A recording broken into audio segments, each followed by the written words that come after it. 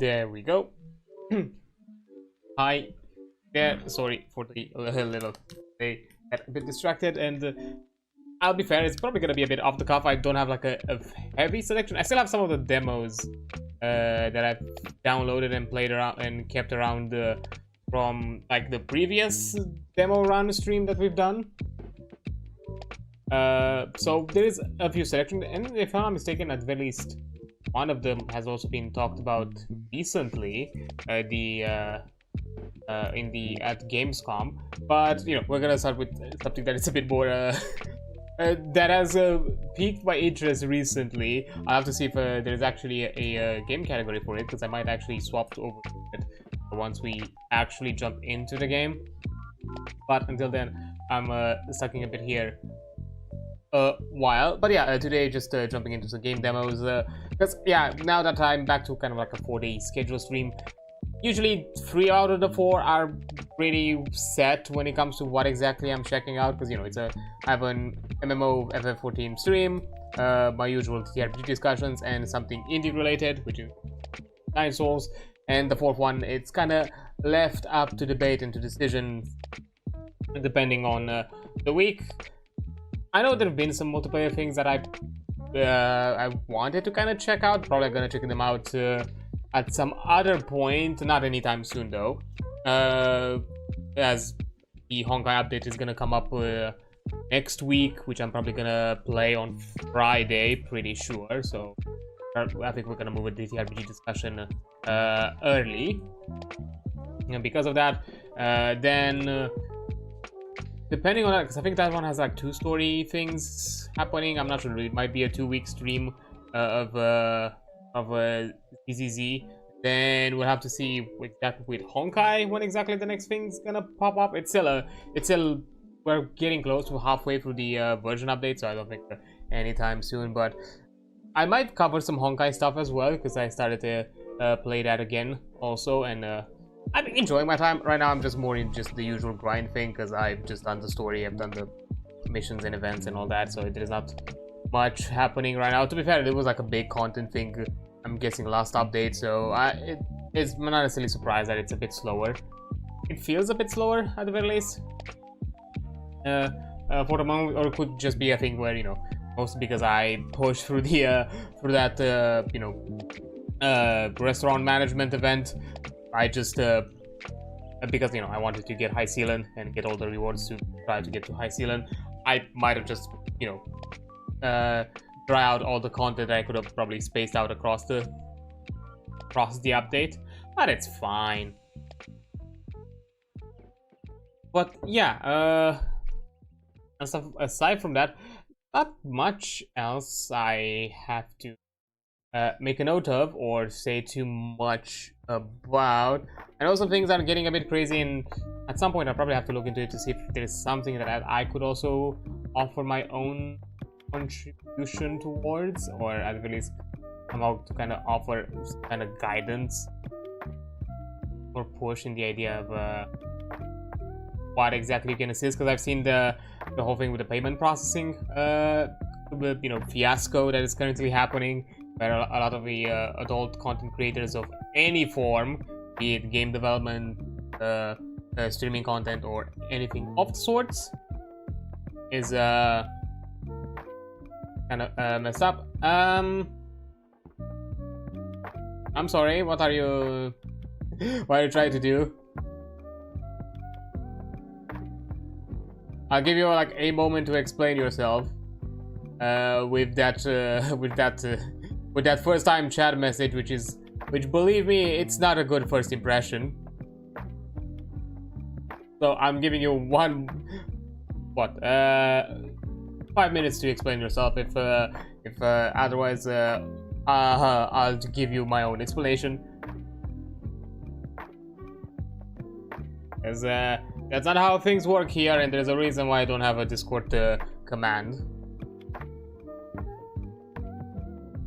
So yeah, keep an eye out for that. But yeah, as I mentioned, that it's been getting a bit weirder. I don't know, just that and started to affect more and more people, and started to kind of escalate in directions that don't give me good vibes or good signs. But right now, from what I've seen, some of the movements or pushes or pressures that is being given, I don't think are something that everyone can participate in, which can be complicated because this is a larger issue which I think requires a lot more push than something like, for example, what we had with the Stop Killing Games movement, which at the very least there was like an official channel that could definitely make a shift and a push, and we've already seen some stuff. I think I've heard like Splitgate has announced that they're shutting down their servers or something of the sort. So let me double check.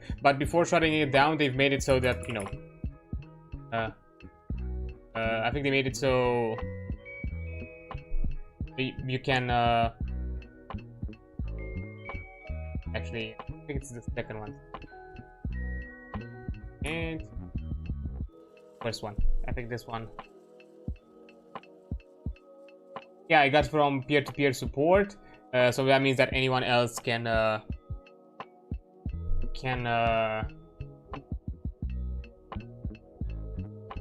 make their own can host their own matches and servers, so that's really nice. Another thing that they made it's still available to consoles from the looks of it. All content and cosmetics purchased will remain intact. Anything unowned will also be granted to the players, so that's really cool. So basically it immediately fixed the quote-unquote what some people have decided as being an issue when it comes to monetization. It's at the end of the day, it's up to the developer's choice if they want to just make everything readily available to everyone, or just simply not make it accessible anymore and just have them keep the inventory, and that becomes like a bragging rights thing. That ways, the official servers go offline on 29th of August. Leaderboards will be removed. Only your top time will be shown via local files. Okay, what additional content is being added with a change? 13 work-in-progress block-out arena maps, including some of the first maps made for Splitgate 2. That's actually kind of cool to kind of see some of the things that... Simulation Juliet and unreleased takedown map. Nice. The battle passes will be disabled, but all cosmetics will be available to everyone. That's nice. Daily prayer streaks will no longer be supported, so anything that was probably just, daily login, weekly content, that sort of thing. Yeah. What is happening to map creator? Players can still make custom maps. Maps will be saved locally, so the map creator has to host a lobby for the map to be playable. Fair enough. Honestly, great move. I'm not saying that any developer can do this these days, or anything or this type of movement can be done specifically, but it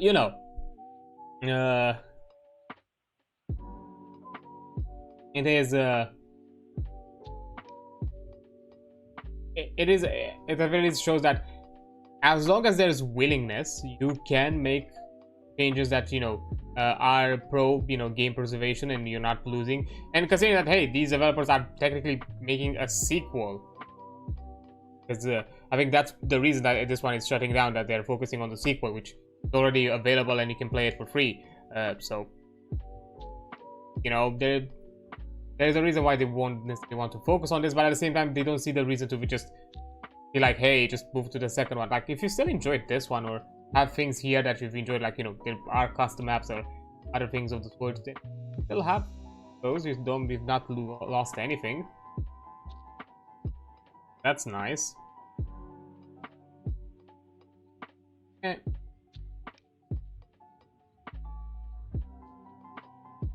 But yeah, but anyways, this is a bit beyond that with the payment processor, because it's gonna affect more than just content. It's gonna affect development, and it's gonna affect entertainment, content, and I would even say to some extent even production as a whole.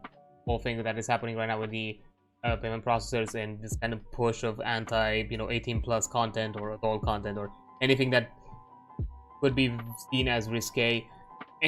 I'm not sure exactly what I could how I could guide some people to write things. I know there's like ways for you to call, but that's one of the things where, depending if you're part of that country or not, or you have access to calling out of state or out of country numbers, that can be a thing. I cannot. That costs extra, and I don't have that kind of money to do such things, to do it on a daily basis, because that's kind of currently the method and pressure that I've seen that people are doing. Just kind of basically keeping the pressure on payment processors on a daily basis, kind of, you know, flood their support,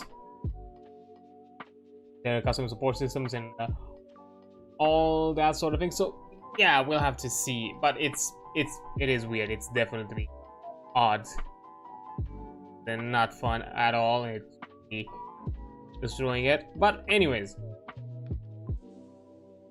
yeah, I don't know exactly on that end what to do myself, and how exactly I can offer a bit of guidelines and a bit of help. If I find something more specific or more akin to, I would probably try to share it around. I'll be fair, I've been a bit on and off with the social medias here and there these days. I'm trying to kind of at the least be back on it when it comes to me just generally engaging and kind of showing that, hey, I'm still alive. I'm still, you know, trying to do things. Yeah, okay. I think I do want to jump to the game, because I think I would like to try... Or actually, yeah, there is a game category on Steam, Twitch, so I can jump to that. Pop it over. See if I could also do it on. Not expecting it to be available on YouTube, but I'll try my best. Not sure on YouTube how this whole thing works. Like, they're changing like game category or game titles. It's not available. It makes sense. Oh well. Fair enough. Okay, at the very least, we've changed it on Twitch. So, yeah, we are checking out this this game called Drăculeşti. Not sure exactly how I could guide you to actually pronounce this name, because it is fully Romanian, which I just recently stumbled upon it through the social medias. On Blue Sky specifically. I think somebody that I follow shared it around, and I was like, wait, what? And from what I've seen and looked at it, it's a kind of, I think, a dark romance visual novel-esque type of experience. You know, focused around, quite obviously, around the Dracula and the, you know, vampire myth. And specifically surrounding the, you know, Prince Dracula, and or is it called Prince? I think, yeah, I think it for some reason it's. And I've seen snippets from their social media platform with, you know, local appropriate names of characters, and a pretty interesting kind of respect towards kind of, you know, the styling and artistical aspects of, you know, general like Romanian country, because even some of the things that you see here, some of this kind of like filigree and design pattern is something that you'll see around. This more specifically, it's things that I think I've seen of similar design, not necessarily if in this scope, maybe this is a bit more specific. But yeah, also, you know, the dragon, the motifs, and all of that are also like another big thing. So yeah, I wanted to kind of like check it out. I'm completely biased because I just saw somebody, you know, putting quite a lot of respect on the, you know, on the, I guess, quote unquote source material, and I just wanted to check it out. And also the fucking shade I'm getting out of this, because it's done by an Aussie development team, and I'm like, what? Why can't we do this? Like, literally the people from where this myth originates. I guess some of the shade is also put towards me, because I guess, you know, I could probably do something myself in that regard, but I'm just a single man when it comes to like game development, so I'm not fully sure, and I don't necessarily have an idea specifically yet when it comes to this, something like this. But yeah, I just wanted to check it out. Currently, it is in a demo. It had a Kickstarter. I think it just ended recently, and probably, I think it's way past its goal. It was just it was more in like the stretch goal territory, and that was like really cool to see as well. I will actually give a link if I can. Let me see. I can do it first. I'll do this page.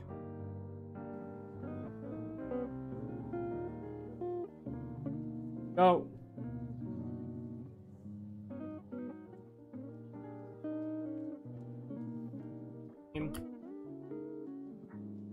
It's not the correct writing because I don't use a Romanian keyboard, but back to devs. There we go.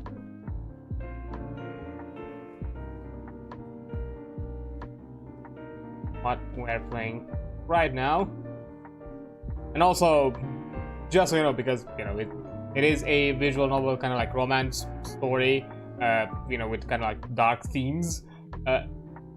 Expect it first to be hella gay, because from my understanding, one of the options, because you are playing as good old Roger M. Renfield, and one of the romanceable options is the Prince of Darkness himself, Dracula. So good luck with that. So yeah, it's gonna be hella gay. What a game about vampires being weird couldn't be me. Anyways, but I guess we can just start, because I have no idea. Aside from seeing some promotional things here and there, or like some sneak peeks that I think the devs have put it on the socials, I have no idea what to expect. I'm not like a big visual novel guy personally. It's just not my type of medium per se. But let's see how it turns out. Oh, sorry. No. So let me just audio. Sorry for that. It's like a brief tutorial. Sure. Okay. At times you'll have say in Redfield's fate. Choices in italics describe actions, while choices in quotes describe dialogue response. Okay. Renfield options are affected by his boldness. Choices with the lion will raise his boldness, and those with the rabbit will lower it. Both ends of the scale can unlock new options, but being middle allows more flexibility. Okay, so it's something kind of have to play around. I like it. Choices marked with the key have been unlocked based on Renfield's previous action or boldness. Follow your heart or your curiosity. No one approach is superior to others. Renfield's current boldness is shown in the status screen, along with any items he's gathered during his time in Castle Dracula, and a sense of how much danger he's in. Very. We've enabled choice voting in the Twitch daemon tab of the options menu. Then your Twitch chat can vote on choices. It's best to set this up before you start streaming, though it's possible to do it mid-stream. Game autosaves each choice. At each choice, autosaves can be accessed a page. Should the game crash for any reason, these will help you quickly get back on your feet. Once you start the game, you can review this information options menu. Okay. Mania 1931 Castle Dracula. I think this is Castle Palace. Castello Palace, actually. I think because that's usually the go-to castle that people associate with Dracula. Although, fun fact, Transylvania has nothing to do with Dracula or with Vlad the Impaler or anything of the sorts. At best, we can just speculate that he might have been around when he left Wallachia for a while because of the Ottomans and all that, and might have had refuge. But again, that's just speculation. That's no clear evidence that he's been there when he kind of refuged himself to the Hungarian, or to the Austro-Hungarian Empire, and gone across the Carpathian Mountains in Transylvania. Hard to say. Again, just small history, just kind of fun fact. Castle Dracula has nothing to do with this. I, Roger M. Renfield, have been set by the Harker and Hawkins law firm to complete the sale of a number of English properties. Castle Master, to the Castle Master, Prince Dracula. Okay. That's a shitty green effect. Though Dracula has been hospitable, his domain is less so. I'm just scanning the details, scanning the art, seeing how... I can't necessarily say because regional things differ, and this being probably more closer to Transylvanian culture and Transylvanian kind of regional aesthetics, I might be a bit wrong, especially because, you know, we're talking about nobles here. But yeah, it looks proper, especially. Ghosts haunt the halls of this oversized tomb alongside other unnameable creatures. Men made of smoke and ash. My host swears they're nothing but bad dreams. And yes, it's true, I have a history of waking nightmares. That I've lost good years in a sanitarium. Ooh, fair enough. Oh, he's a broken man. But since when do nightmares leave handprints? No amount of charm and hard liquor can fully convince me the monsters aren't there. The more Dracula plies me with them, the less I trust him too. Who can I rely on? Terrible place. 15th of February, okay. 1931. Although 1931, this is pretty. Is it pretty appropriate with Bram Stoker? I've never actually read Bram Stoker, funnily enough, but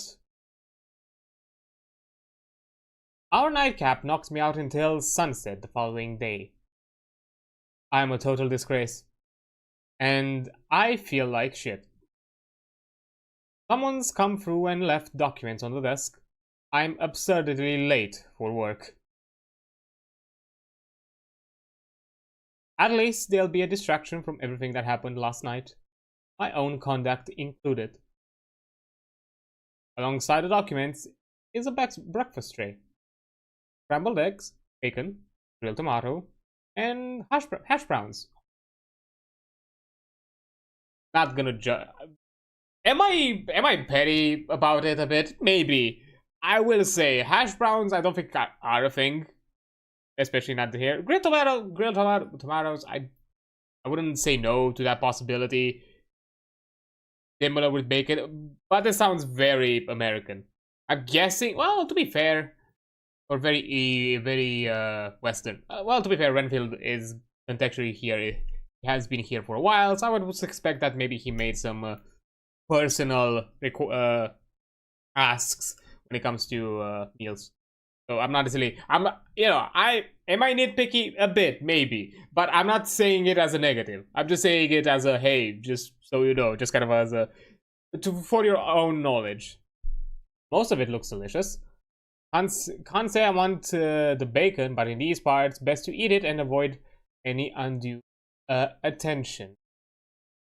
Okay, ouch, this is a bit too real. Yeah, we are a pork people out here, and there is this kind of weird shade, especially older relatives, that kind of give you like, what do you mean you don't eat meat or you don't want pork? Like, what do you mean by that?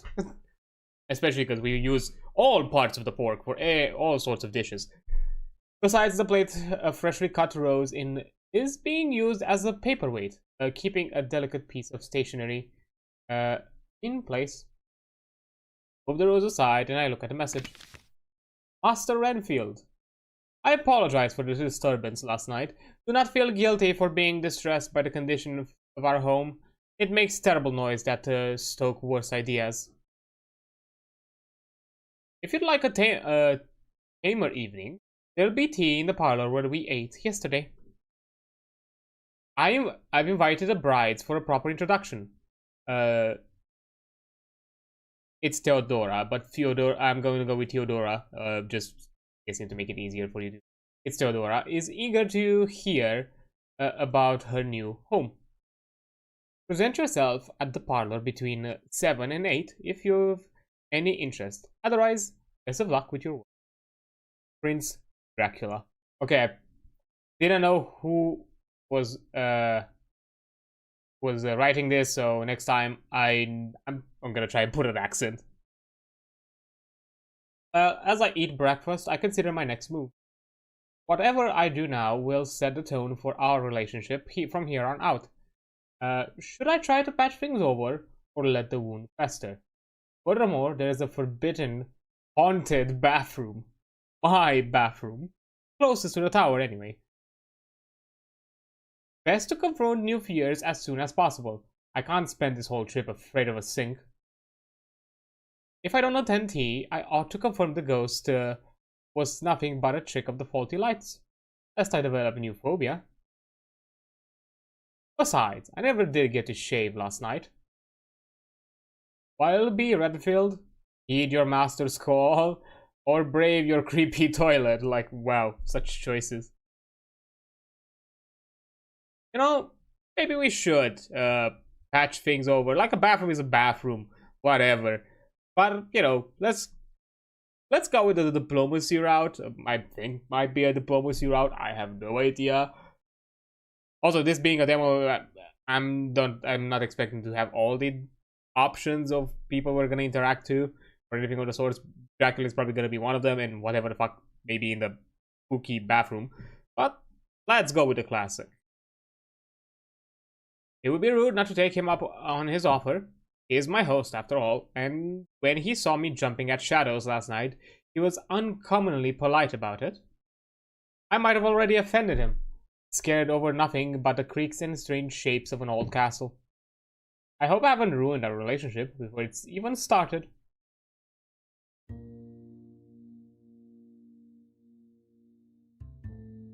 At 7 on the dot, I step inside the parlor.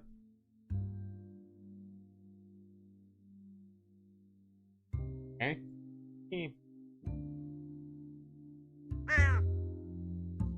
Putting the music a bit higher because at the very least I can barely hear it. Again, this is a demo, so I'm not expecting everything to be prim and proper when it comes to like adjusting settings. But yeah. A parlor thing. Yeah. Dracula waits on the sofa with a rail guide in his hands. He's totally absorbed and doesn't acknowledge me until I'm just about at the coffee table. Okay, I'll be fair. I'm gonna just say I love the outfit. Damn.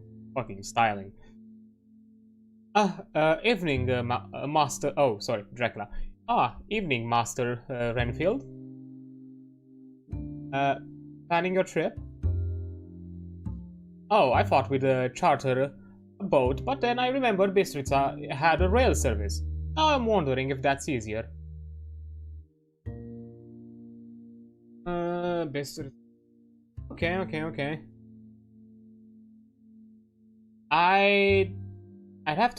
It'd have to be, wouldn't it? There's a lot of coast between Romania and Britain.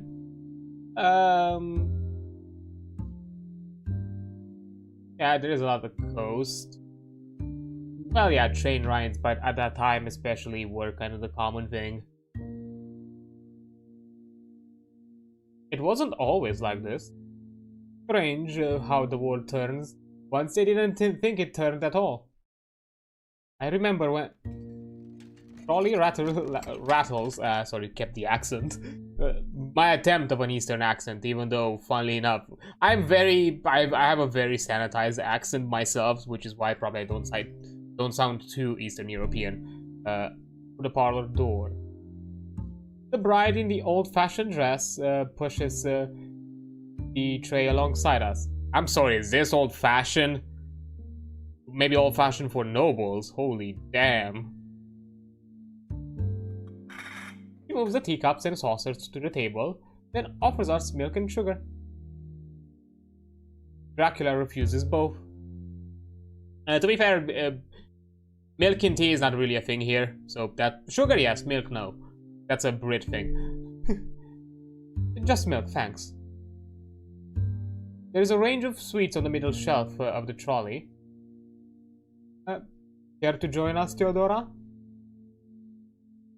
She looks at me with disinterest, but takes a seat regardless.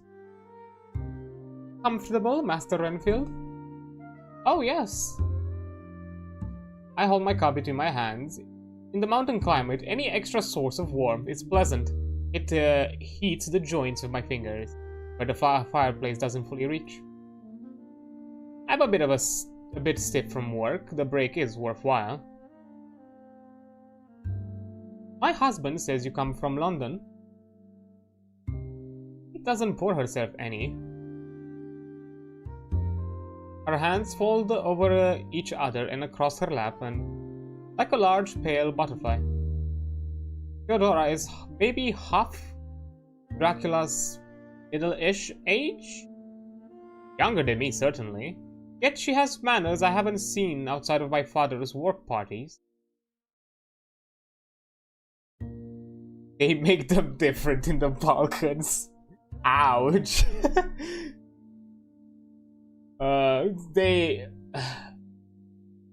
Maybe they do. A night on the town in Berlin would give her a heart attack. You'd be surprised.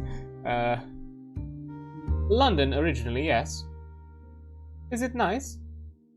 Is it nice? What do I say to that? It's London. Whether it's any good doesn't matter. It happens to people whether they like it or not. It'll happen to her soon. There's always something to do, always something to see. Everything you'd want from a metropolis. But you left. Pointed. But I left. It's sad seeing her obvious discomfort with her husband. Then I don't know if leaving will be an option for her. Doesn't seem to have any say in them going. Well, Theodora is apprehensive about whether or not we'll fit in. If civilization is worth bothering with, if it refuses to take us. He forgets we've never needed anyone's permission or acceptance to thrive. He reaches over the arms of both sofas to hold her shoulder. His grip on her is sturdy and resolute. He's not offering typical reassurance. It says, you should know this, remember who we are. There are good people in England. That much is true. Shrugging Dracula off, Theodora reaches for the middle shelf of her trolley. Enough of that. How about a piece of cake? Rummages through. There are a few choices. Sponges, meringue, torte. All that just for free? Oh no, for you! Huh? Scott and I are both allergic. Cake. Oh, okay, this is a word I don't fucking know. Coeliac? Coeliac? What the fuck is coeliac? Okay, let me just go this. This game is trying to fucking...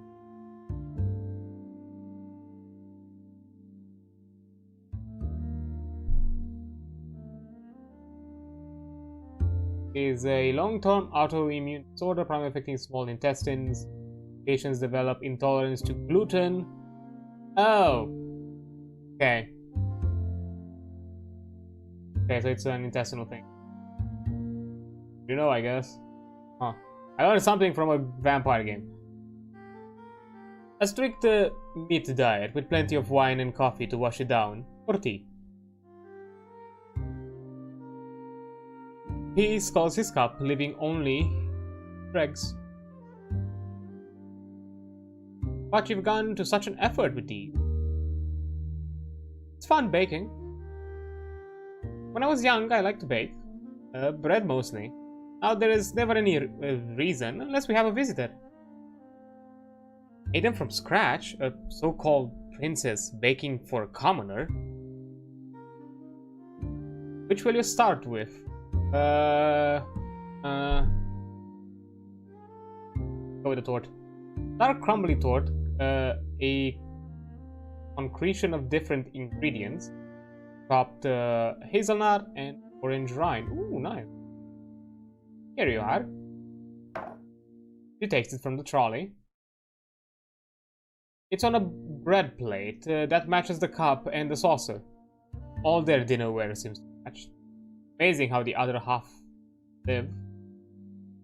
When I lift it from the plate, it's immediately obvious something is wrong. Slice breaks like the Titanic, a rumbling split halfway that sends the rear tumbling back onto the plate. Anyone who'd eaten a torte before would know something's wrong. But if she's allergic, maybe she's eaten them. I feel bad for judging. Thank you. I bite in. This thing has never encountered the concept of moisture. Oh, yeah. Forget the Titanic. This is a Saharan sandstorm localized exclusively inside my mouth. But the dark chocolate is rich and the orange is tangy. I'm brave-hearted Englishman who can survive a bad slice of cake. To be fair, there are worse things you can have than a bad slice of cake. I eat it too quickly. Maybe she'll take it as a compliment rather than a desperate need to get it over and done with. Surprise. Was it any good? Her dewy, doe-eyed stare puts me on the back foot. She's suspicious of me. Can I lie convincingly enough to overcome that? Then if she doesn't believe me, that might be better than damaging her pride. At the end of the day, she did give me cake. Being honest would show respect, though. Could improve before she bakes for someone else. Avoid upsetting her future English neighbors. What to do, what to... Lie to her, spare her feelings. Be honest, respect her intelligence. Now, the way you're wording it now, like I feel like if I choose the lie option, I feel like I'm not showing respect. I'm like, bruh, what? Fine, be honest, respect. Not bad by any means. The dark chocolate, the orange, and the hazelnuts came together to create a great depth of flavor. But her eyes seem to get waterier. Aww. The edges of her mouth tremble. Am I really about to bully a 20-year-old over her cooking? She can't eat because she's allergic to it. Hit the brags, lie man, lie. Be cruel to be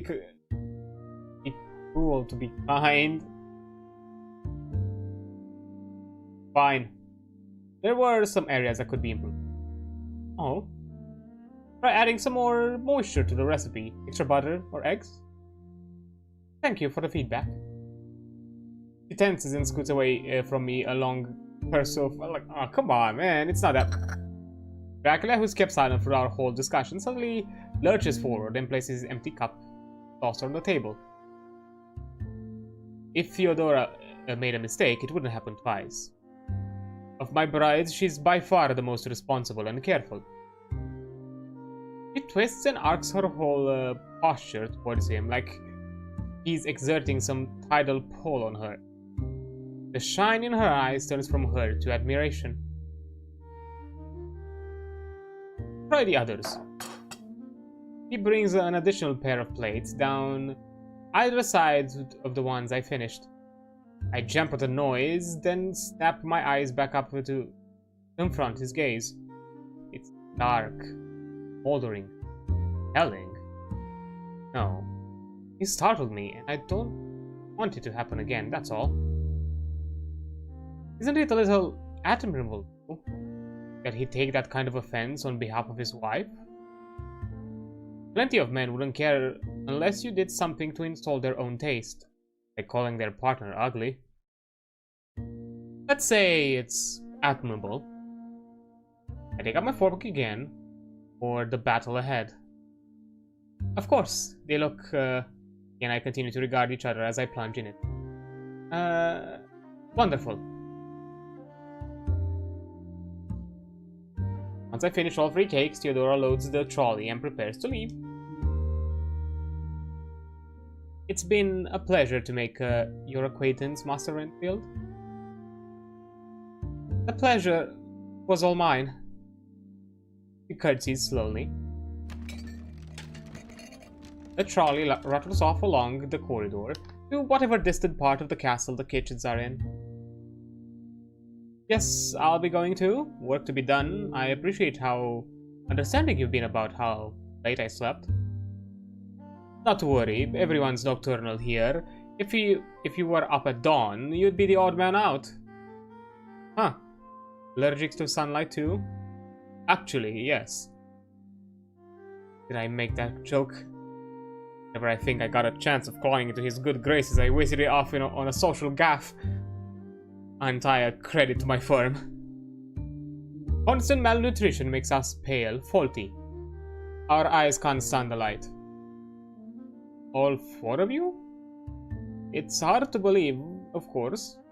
A whole family of nocturnal coeliacs with vision problems. Oh well, birds of a feather flock together. These things do happen. Who am I to question it? Yeah, the probability chances of everyone here having the same dietary problems, the same sort of like, I don't know, outdoorsy reactions, not at all suspicious. I'm glad we've got each other for comfort. Standing, I smooth out my suit and dodge a few crumbs. Well then. Wait. He throws a hand at hip height to stop me. It connects briefly against my right side, the flat of his palm over my pocket. As your employer, what if I commanded you to stay? This princely fantasy of his might have gone a bit far. Commanded? We've got a business contract. This isn't the military court. There's full of human desperation. I don't think this is a professional interaction, any level. I would disobey. Good night, Dracula. I could be convinced. Should we play the slacker? Because I think that's kind of the theme we've been at. You know, we avoided the weird bathroom thing. Why not? Let's play the slacker. Fine, I guess I'll just not be bold about this. I could be convinced. There is bourbon in the cabinet. Hey, drink, talk. Oh my god, it's such a Romanian, I swear. Yes, it is. Fine. Now the music takes over a lot.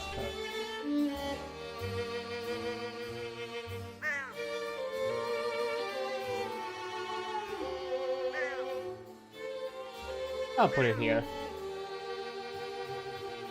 I don't need a lot of convincing. I turned to face the wall and moved for the liquor cabinet door instead. Bottom shelf, the bottle with the rose pattern. It's beside the glasses. I grab both. I turn back towards the sofa. I notice the door to the hall has closed. Oh, Dracula remains seated in the same position as before. Stealthy. I tip the neck of the bottle at the hall. Castle gets drafts. You'll acclimate. Placing the bottle on the table, he scoops it right back up, pouring the glasses as fast as I can get them, and the coaster's down. He plucks his from the table without spilling a drop and extends a toast before I've got mine. We toast. To better prospects and happier futures. Sure. That. We drink. This first sip takes half the glass, but after that he slows right down, dipping it like a little hummingbird. I take it at an average pace. Typically, I let my clients lead interactions to avoid seeming pushy or misreading them. Dracula is special, force of personality, but there is an unease beneath, a fear I don't see in clients in Amsterdam or Paris or Warsaw. It's quiet out here. There's power in being untouchable, but it's not the type he wants now. What if there was something in reach? Something within grasp? If I may, why England? Why do you think? Voice is flat. It's almost a rhetorical question. He rotates his glass in one hand, like a pot on a wheel, checking the smooth surface for imperfections.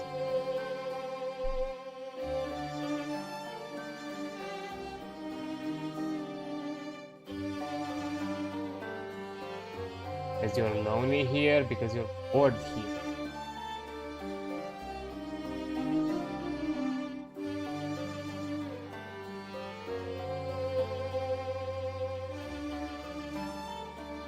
I feel like one of them it's like the nail in the head, the other one is kind of the ignorant option, and it's kind of obvious which one is the nail in the head. Here I have my brides. Are the 3 of them enough? No. Wow. Player, I guess. He smirks and looks over my way. Hey, yo.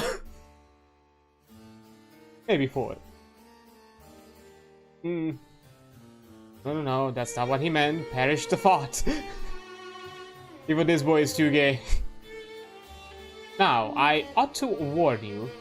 Bigamy is illegal in the United Kingdom. If all 3 of your marriages are certified and not just what you're calling your girlfriends. Not to worry, none of them are recognized in any of your courts of law. Which would leave me open for a British match, wouldn't it? Ah, clever. Open-minded woman, of course. Who said anything about women? The prince is going to destroy me. In many ways than one. That's a separate matter entirely. Let's hope the progress can be made there too. He toasts the air with his 2/3 empty glass, never for one moment breaking eye contact. Oh no, his expression is insufferably smug. Devastatingly. Forget it. It's not just the loneliness that's getting to me. I'm no mere land baron, Roger. Roger is fine, isn't it? But an investment manager of sorts. Bad idea to question where all money came from, whether he's a war profiteer or a patent hoarder. That's information I generally prefer not to know. Sure, Roger is fine. There is one particular investment I'm an agent for. Until now, he was comfortable with a focus on Romania, the limited pool of Romanian business. Times have rapidly changed, which means to sustain the relationship, I must move to a larger pond. England? London, England. Population twice that of Transylvania, half of that of all Romania, crushed within a single city.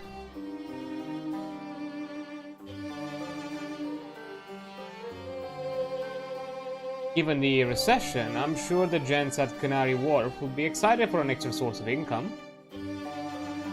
It needs new lifeblood, and I've needed fresh donees. Sounds like it'll be a perfect symbiotic relationship. And if it's not well... He tosses back the last of his drink. It could be the end of it. I won't go down without a fight. I've survived too many setbacks to die in this wretched century, surrounded by foes who couldn't hold a candle or a sword to the enemies of the past.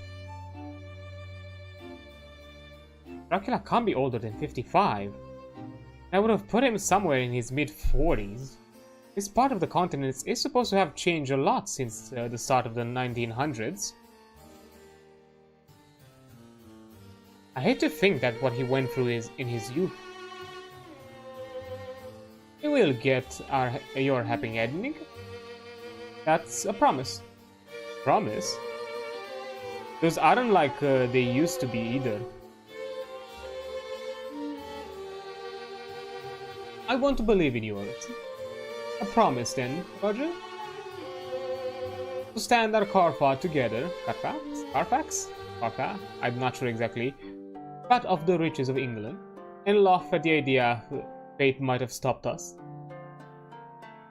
There's nothing left in the glass to toast with. He lifts it high overhead, where the ceiling light poured inside. I drain mine and hold it as proof. Hope laugh. It's not just the bourbon that's raised our spirits. Mine is high, horse, embarrassing. I rein it in as fast as I can. His rolls and stretches out, settles deep, forms the air between us. Selfish bedmate of a laugh.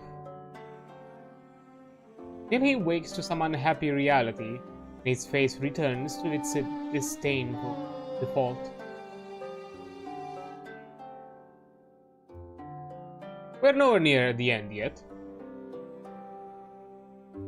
I'm starved here. The paperwork will be done soon. A hunt? Tomorrow. Yes, a hunt. Roger. Come hunting tomorrow. Oh? He meant literally starved. Is there any game near the castle? Maybe back at the bottom of the cliff path, but that's a hours away. If we keep our eyes out. Done much hunting? I'm a city man, so no. A man who has a city girlhood. Who had a city girlhood. 2 strikes against it ever happening. Don't worry about the game. Bring your warmest clothes and your sharpest glasses. I've never come home empty-handed. Alright. I set the glasses on the table. You're on. There'll be an exciting reward after hours of paperwork. I ought to head to bed. Fix the sleep schedule before it gets any worse. Not to worry, like I said, we are creatures of the dark. It works for some, and I'm no early bird myself, but there's a limit. This time, when I stand, he doesn't block the exit. There's a flicker in his eyes. Sad. Calculating. Someone who's had something taken has a plan to get it back. Good night, Dracula. Vlad. Vlad. I bow my head to him and leave the room. Okay, I'm gonna take a pause here because an ad is about to pop up real quick, and then I'll return. But I'll just be saying it's interesting. I do like how they kind of approaching this. So yeah, I'll be right back.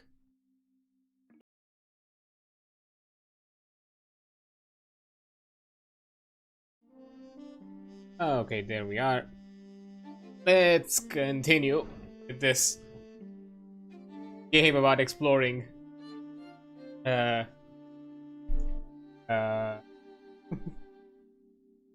Dracula's castle and probably some other things to explore of Dracula's. But yeah. Also, is that fucking Carol the First just out there as a photo? Really? I think I'm saying it correctly, right? Fun fact, I am really bad at history, including my own.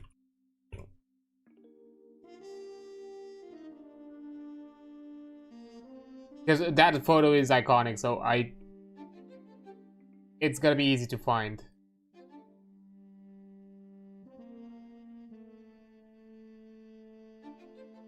Yep, I'm right. I think I was right. Yep, it's Carol the First.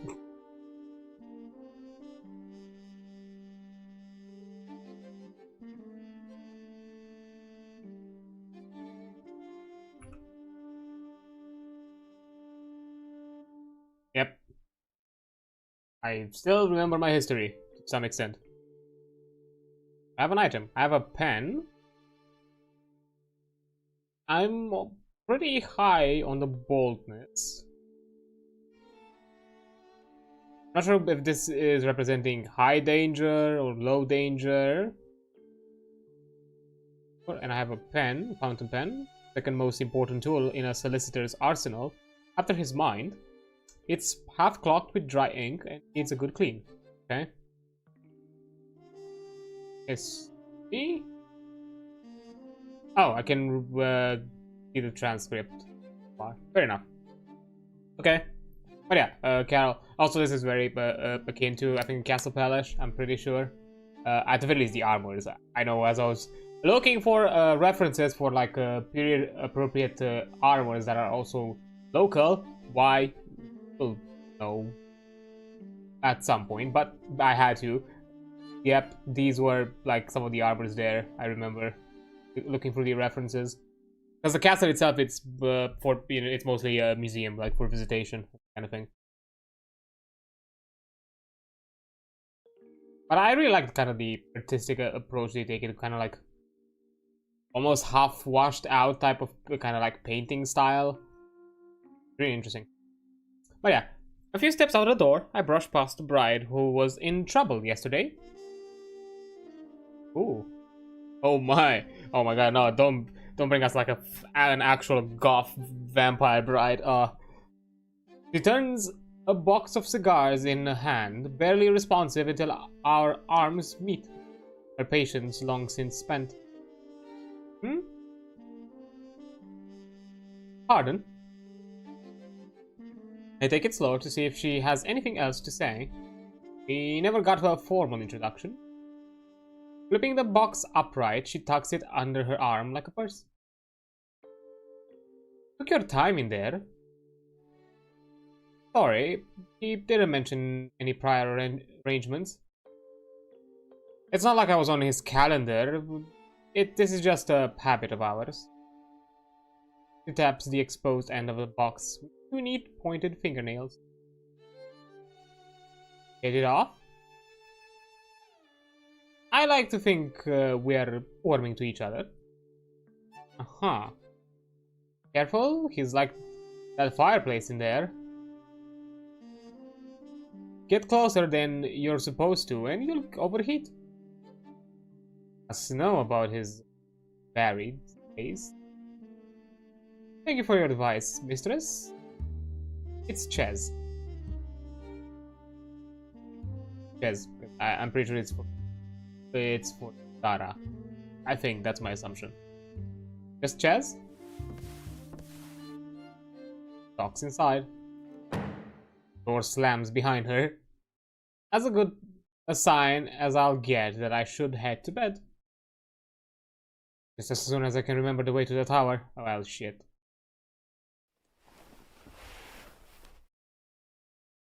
They should put signs up here. Safe in bed, the key turned in the lock, and the window latched. Tuck the blankets up under my chin and shuffle around until the mattress forms to me like a sparrow in a dust bowl. The castle is too gloomy, too sprawling to ever feel comfortable.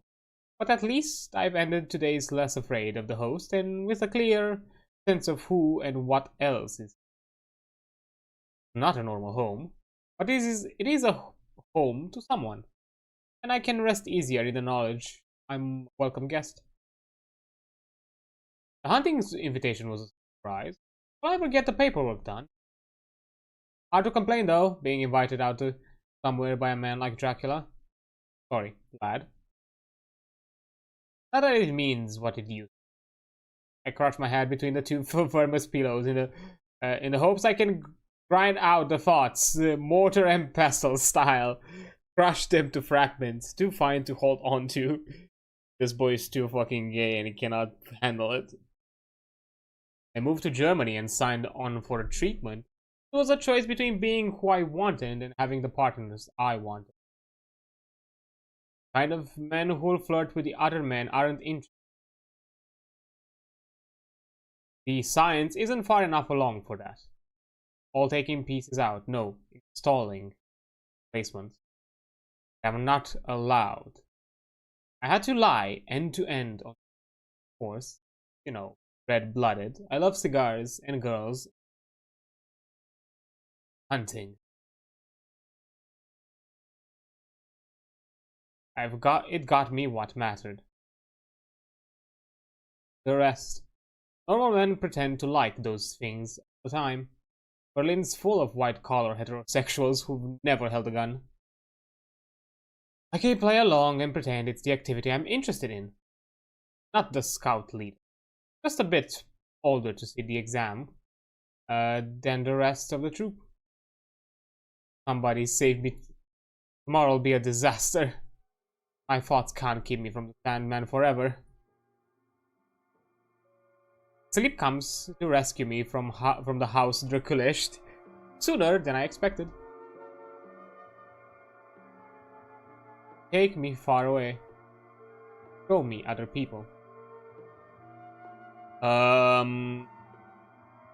Here he is. What kept you? Doesn't matter. There shouldn't be any interruptions tonight. Let's see what layer I can reach. I'm sorry, what? The phone ring. I answer. Roger speaking. Is, available? Sorry, she doesn't live here anymore. Oh no, you wouldn't happen to have her contact details? There are people who love her who want to know she's okay. No, not her details, but she and I ran into each other sometimes. Would you like me to pass on a message? Are you sure that's reliable? It's the best I can offer. I know she's there. Why are you trying to fool? Why would anyone trust you with anything when you lie about the simplest facts? What? No, that's wrong.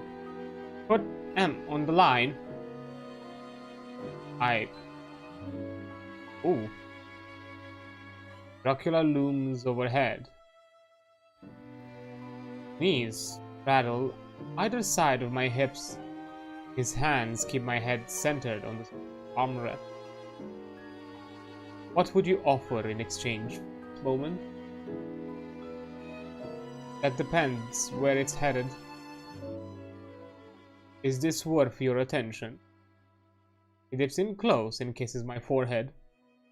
Aye. How about your loyalty? Lips travel lower to mine. Perhaps life? Slipping around my jaw, he disappears against my throat. Mouth opening wider to fit over the tangle of tendons, arteries, and veins. Ooh, oh, Okay, now quite fast we got into the deep end. Huh, of course it's worth it. It isn't worth it. No. Fix his tongues flicker against my skin. Figure it out fast. The offer won't be around forever. Neither will you. Take hold of his shoulders to push him aside. Stronger than me. I can't. His teeth sink into my neck, longer and sharper than they should be, curving under my skin to penetrate the vessels beneath. Guessed in my own body. He's the new landlord. Before he can drive himself deeper, cold wind blows through the room, and he dissipates like smoke. Can't have that now, can we? Dreaming of him like that, it is just a dream. Forget your hopes. Face what he does to you. Castle is missing. All our towers of the stonework. Damage. Windows glow a duller shade. There are murmurs in the of the gatehouse either side of me. I stand with the tips of my shoes against the drawbridge, the spot where the portcullis fall. It's lowered. The opposite side of the bridge across the track. Shadow clambers up the rocky mountains in great hurry. Someone has fled the castle. It's important to bring them inside. That's why the bridge hasn't been raised.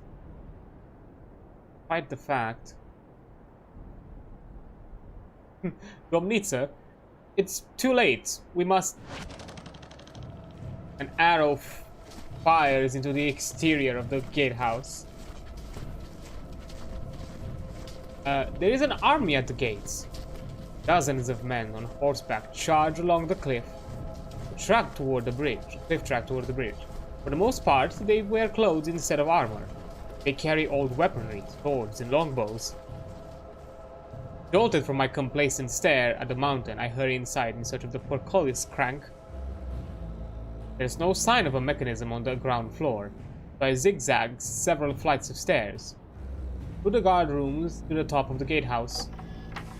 Man in a tunic struggles with a crank. God, I can't. Not by myself. Without a word, I take the other handle. And we unwind the chains until it's got momentum. Drăculeşti falls as the horses arrive on the bridge. There is a crunch as it lands on the attacker below. Stop the riders, but if the gates is propped open any wider than a human torso, they could just dismount and call pass. Didn't know you had it in you. We gotta get help. Bar the entrance. Stop them. Pardon me, Domnitsa, but we're 4-1 at best. Want we to evacuate? I know you would rather not leave him, but I'm sure first and foremost he'd want you to survive. Door cleaves to the guard's head. Corpse collapsed forward to reveal a trio of sweaty, winded invaders who've been forced to enter on foot. I wheel around and flee through the opposite stairwell. At the bottom, I barge past an additional trio, attempting a pincer maneuver. They're too startled to do anything. Exiting into the frenzied courtyard, I check the gate on my shoulder. Drăculești did crush something. Now men arrive and shuffle past on the other side of the mound. While I'm distracted, I run headlong into a solid object. An arm locks around my chest, and a hand latches my skinny wrists together. The invader who's caught me presses his clean-shaven jaw close to my ear. He raises his voice to get above the chaos, despite our proximity, and almost deafens me. Domnitsa, where's your dom, eh? I try to stomp on his toes, but his boots are too thick. I lost it off. Where's Dracula? Didn't abandon you, did he? Leave all his precious things here for the taking? I don't know where he is. The arm tightens, threatening to break my ribs. That's so. Lord Dracula fails his vows, abandons his castle, runs his principalities into the ground. Worthless, isn't he? Hurts. The arm relaxes, volume decreases. Chill runs down my spine. Not the same man behind me. All the invaders have disappeared. Is he worth the effort? Watch yourself. This is what happens to all his people eventually. Whole hand grabs the back of my head. Ah! Slams me face first into the solid rock wall.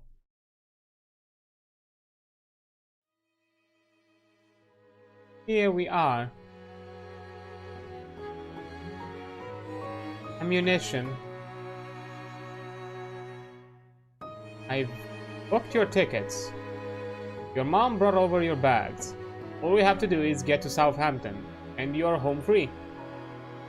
Tickets? You're not coming?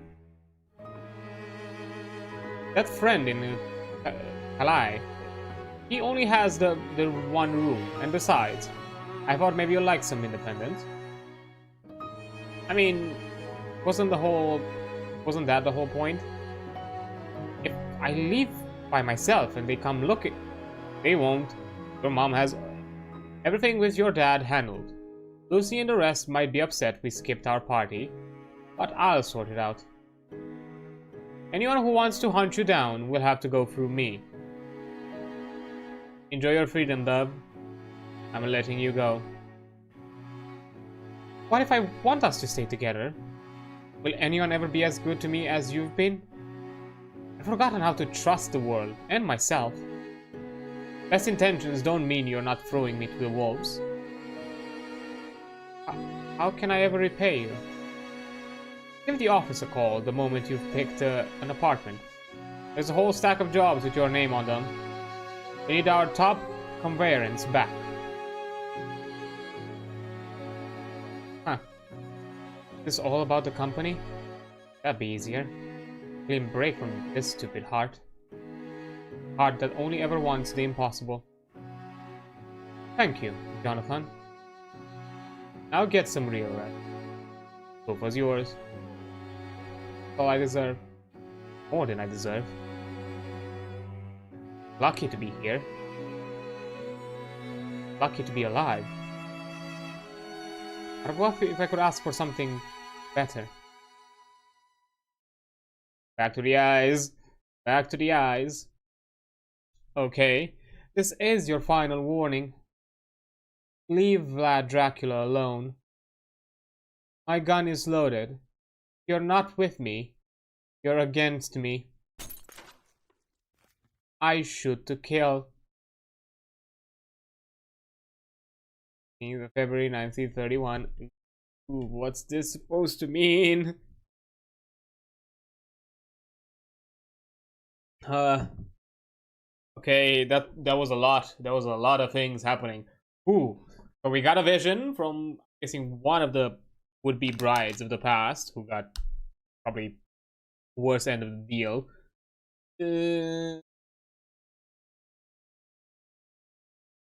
We might have seen something from a biased perspective. I'm not sure. As so far, what Dracula has shown of us, he seems very respectable and at the very least wards those around him. Even though I went to bed at a reasonable hour, even though I knew I absolutely had to not do it, I've once again slept into sunset. Vlad? Vlad?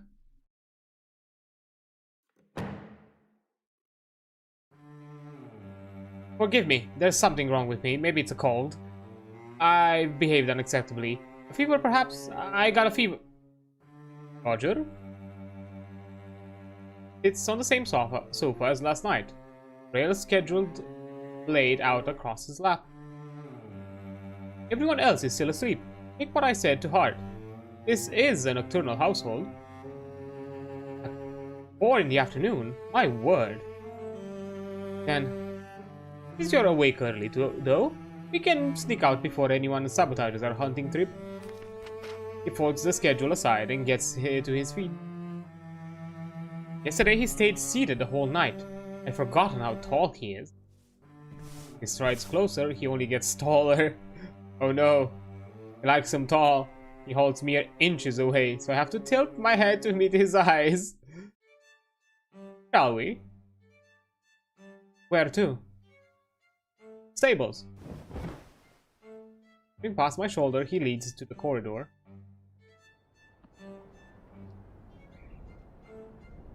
Someone is already at the stables, slouched in front of the latch, with her arm crossed. Zara. Husband. Dearest. Come for a ride with us? That's not all you boys had in mind yesterday.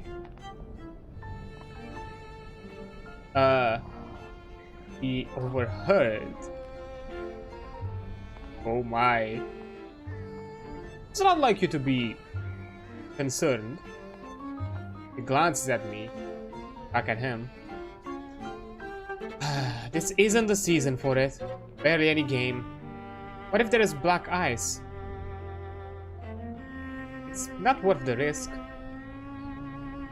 Consider it an important cultural lesson for him. This is how we live in the mountains. He tries to weave around her to the latch. He slides to block him. Ooh, spicy. They shift left and right in a stalemate. Try to reason with her. Maybe it's better not to go hunting. Try.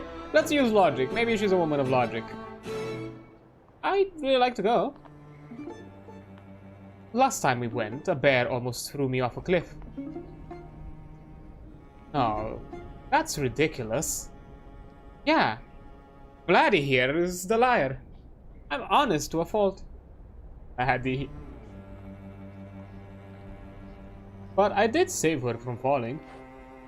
I saved myself. Don't believe a word of that man's mouth. Don't accept anything else from it either. Are there really bears? Oh yeah, many. Not if they know what's good for them. We have the largest bear population, so yes, we have bears. Ches just juts out her jaw and sighs, blowing her fingers, her fringe. Oh, for a second I thought she was like blowing her fringe around. Fantastic. The lawyer came packed with a death wish. You're one to talk. He freezes. Ooh. Then frosts. Steps aside. Knock yourself out. Seriously. You're lucky if a concoction is your worst problem up there. But then I each accept half of the hatch. Yeah. He removes the bolt and I swing back the first door. While he's opening the second, both of us are startled by an unexpected flash of color inside. Well, the third bride holds the reins of a saddle horse, halted mid-step as she walks to ready another. My. Also, yeah, this is definitely a traditional type of clothing. I guess she's the more, I guess, let's say, tomboyish, kind of, you know, country gal. Out of the three. Uh-oh, looks like you boys have a tag-along. Hey, Anna. Hello. I would also take a horse outside to exercise? Riding lesson? The lady wants a riding lesson. Prefer me to act like princess? Show me nice way to ride a horse? That fucking attempt of a smile. Both of them ignore me completely in favor of glaring at Vlad. Roger, meet my third bride, Ilana. Never agreed to anything. This is the level of behavior we expect from her. Okay, so she likes them a bit rowdy also. Unhappy with free thought? Or that I take your pony? Fine, you can accompany us. If you're this distrustful, Zara, clearly we have to try to improve that. Ilana, return this to me. Return this to me and fetch your chairs. This. Chairs? Not sure if they are supposed to mean. Where do you think I go before? Roger. The red mare is the far stall. In the far stall. Robigo. Would be about your size. Thanks. Nobody's ever taken me hunting, but there were a few school and family trips to stables. At bare minimum, I can saddle and lead a horse. Robigo is calm and cooperative. Her gear hangs right by her lot. Some gentle words and slow pets, and she's happy for me to harness her. By the time I'm ready, Vlad and Ilana have both left the stable. Robigo and I walk outside to discover Ches is gone. He moved while we were distracted too. Anna is mounted. Vlad is in the gatehouse. I clumsily stick a foot in the stirrups and sling myself over.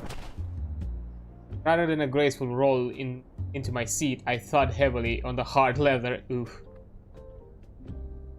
Do not neuter yourself. Kinda like Ilana, I'll be honest. It's fine, I'm fine. The gate rumbles upward. Also, is that reddish color blood or something else? Spilled wine? I don't know. Vlad returns to us and to his great black horse. This. Peace. Onward.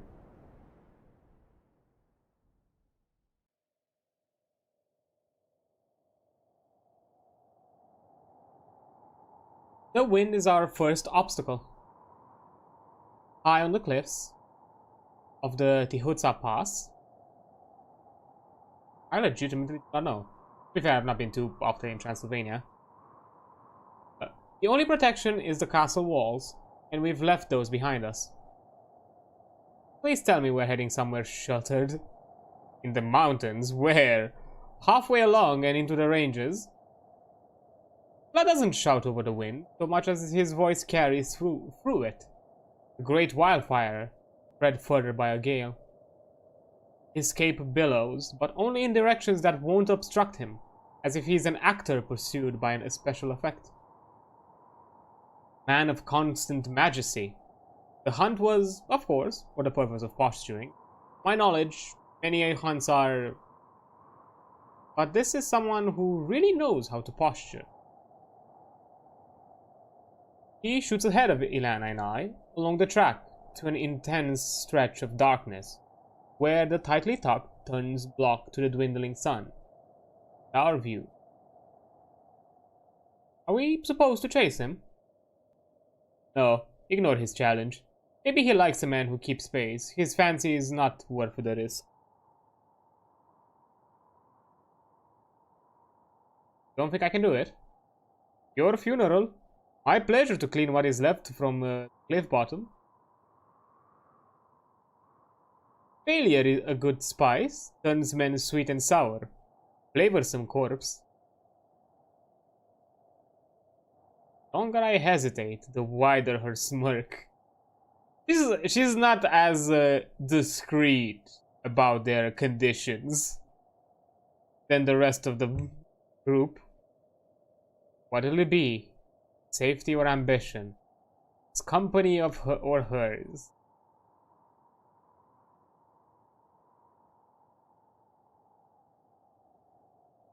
I stick with Ilana. Like Ilana, I just want to see more of her. I don't like the image of you tasting my dead body. I relax my hold on the reins.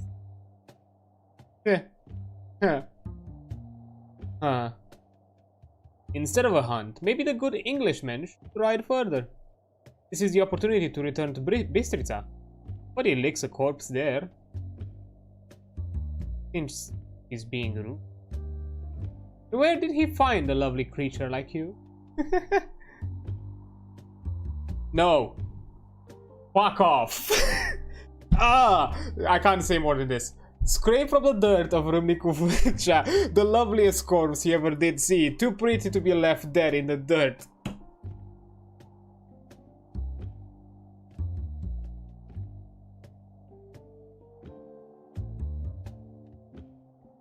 Oh, fuck. Okay, I need to make a screenshot. 1 second. This is... some reason... There we go. Big screenshot.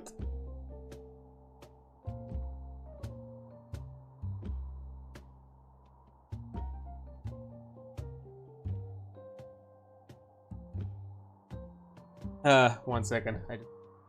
I sent somebody a message.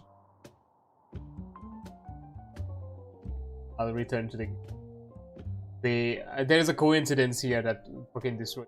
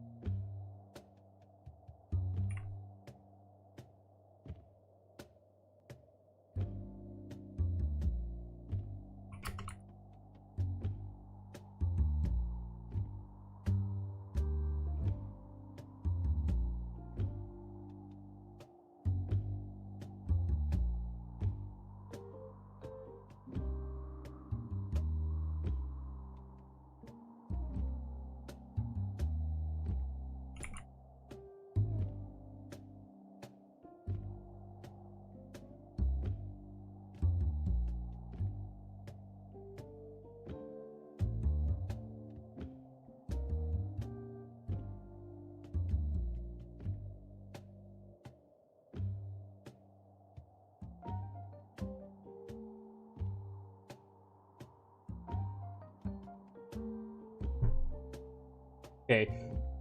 Fine. I'll get back to it. Ooh. Danger. I guess slight danger. I'm guessing that refers to the phase of the moon. Maybe. But yeah. Scraped from the dirt of Drăculeşti, the loveliest corpse he ever did see. Too pretty to be left to death in the dirt. Also, the question, is this like fast forward? Because I feel like we are a bit too forward with the vampire thing. I feel like. Maybe we are already in the know at this point? Really? Like, I don't know why. There's like something like, she's really on like, not really subtle about it, all of this. But the continuation of all of it, I don't know. Ah. Victim of war, or famine, or plague. There has been no shortage of those in recent years. It does tend to warp people. Someday Dracula will be the corpse, and I will consume him. Raise his castle, wave the red flame banner high like a hero. Tyranny ends like whales do. Million tiny creatures feast upon the giant. Not chase him, Englishman. Be patient. Ride the slow tide to beach him to the shore. Nods at me firmly. An ambitious woman, I say. He has a... We continued around the jagged hem of the cliffs until we reach a fork in the road. Straight ahead to descend, or hard right to rise further through the mountain. And that takes us right. This crevasse, with its sheer side, keeps us from the worst of the wind.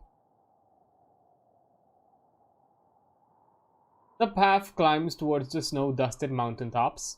Compared to the crevasse, the twilit peaks are blindingly bright. They cover my eyes as we approach. There are almost no trees here. The wind is gentler, but paralyzingly cold. It's close tonight. The moon is watching. What? How are we meant to hunt under these conditions? Dracula sits atop this, in the middle of a frozen field. Darkness shape on the mountain. Seeing everyone in this newly lit new light, I realize that, aside from some basic knives, nobody has any weapons in their kits. Where to? Nowhere. There is nothing to be done on this mountain, except perhaps maybe throw me side saddle? There is. He tilts his head as far back as it'll go. His eyes fall close. An animal. Southwest. Near the ridge, I think.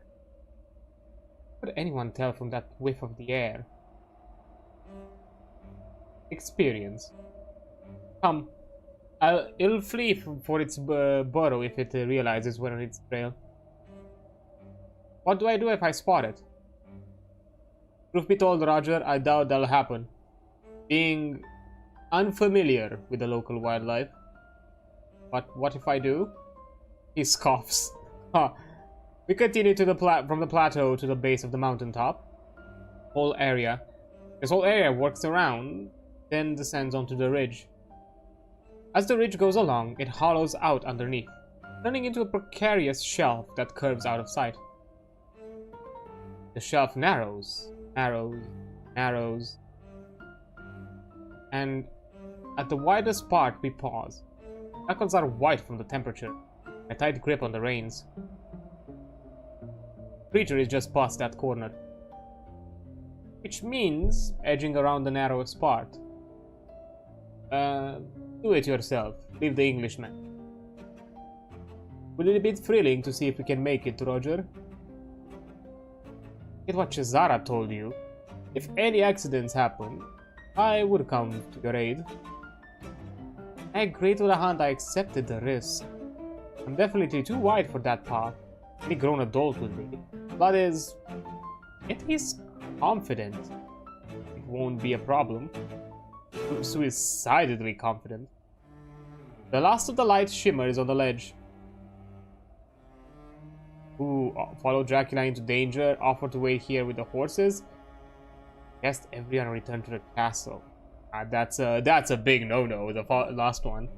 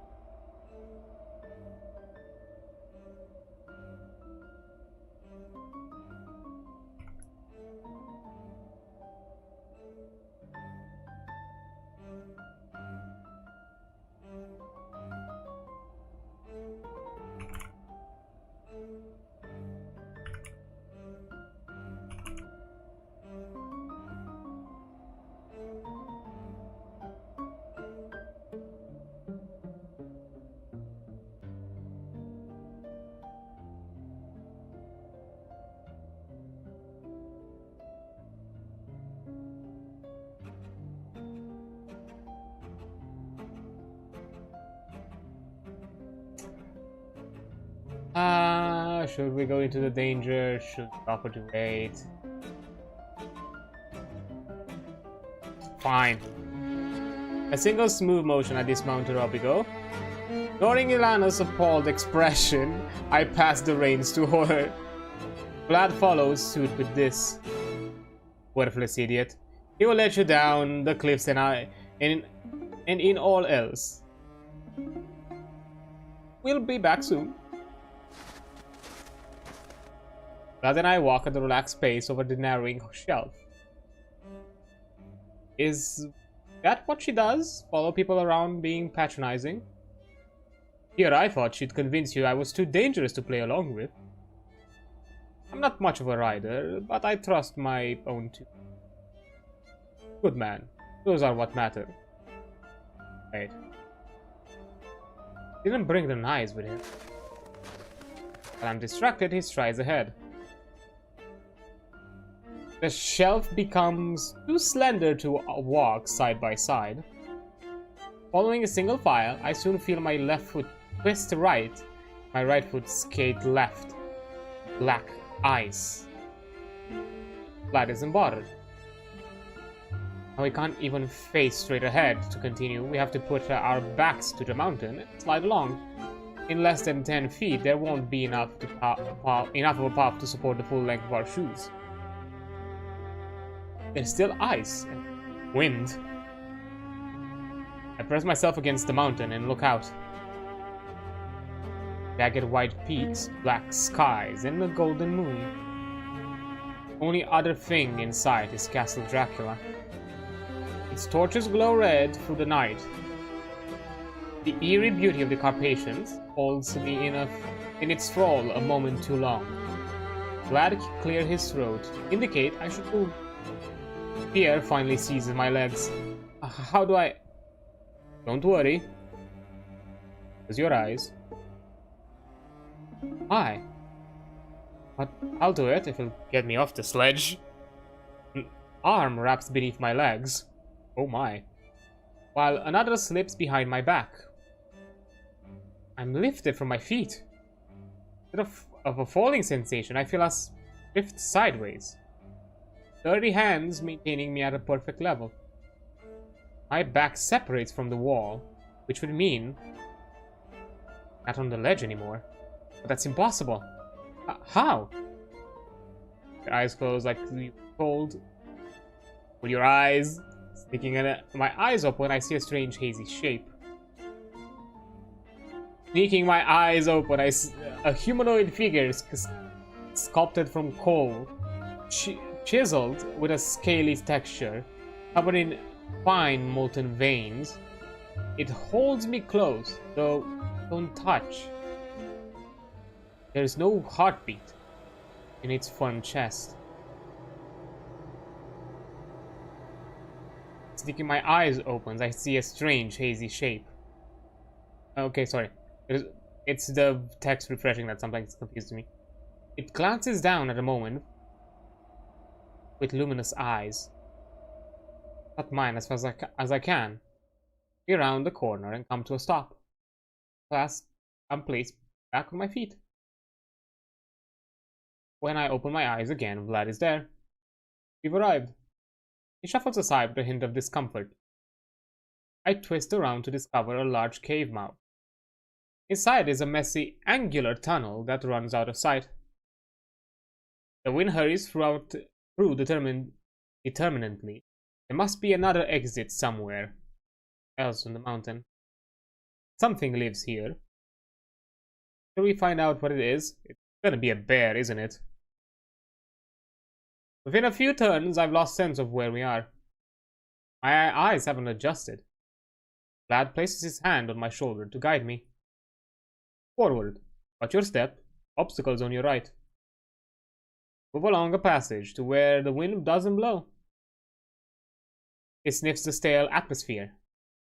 Close. Ahead of us, a pair of bright yellow eyes reflect from the dark. Front-facing. Predator. Small to be a bear, a wolf? Looks like whatever you were tracking must have been eaten. There it is. Our prey. We are unarmed. Don't be afraid. Watch. Imagine a future where you're capable of this. Leaping forward, he enters the beast's den. A low growl rumbles from its throat. Growl of a wolf. Yep, I kinda got it. Vlad immediately intends to fight a wolf unarmed. Despite the logical and likely outcome, a dim, absurd hope seeds inside that he'll win. The wolf glowers at him. Its head sniffs it as it tenses its posture, ready to attack. Wretched thing, abandoned by your kin. Prove yourself, or perish. It gnashes its teeth, spit glistening. Take the advantage while you can. Snarling, it launches at its throat. There's a metallic flash as Vlad brings his arm to eye level in self-defense. No! The wolf's jaws clamp near his wrist. Careless. Using himself as a fulcrum, he spins the wolf against the nearest wall. Aye! There's a crack and a whine as it makes contact. Both of them fall to the floor. Limbs tangle, claws scramble, fabric and fur tear and scatter. Growls, huff and yelps intermingle.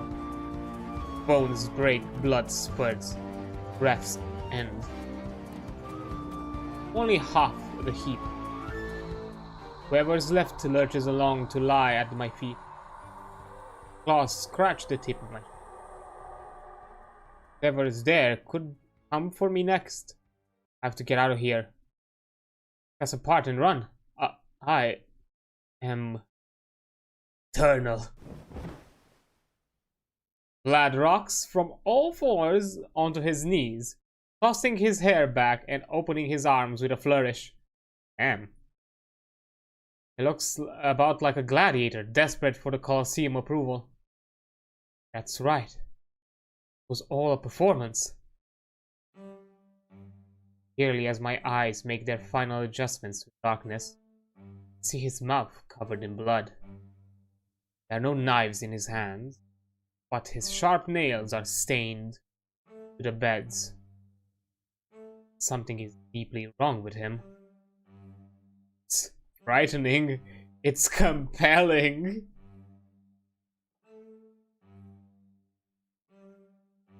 Let's go with compelling. Lowering onto the one knee, I extend a hand to his jaw. He leans into the gesture. Shame crosses his face for the slightest instinctual moment. He conceals it with a prideful smile. Unseemly. None of your princes would do such a thing.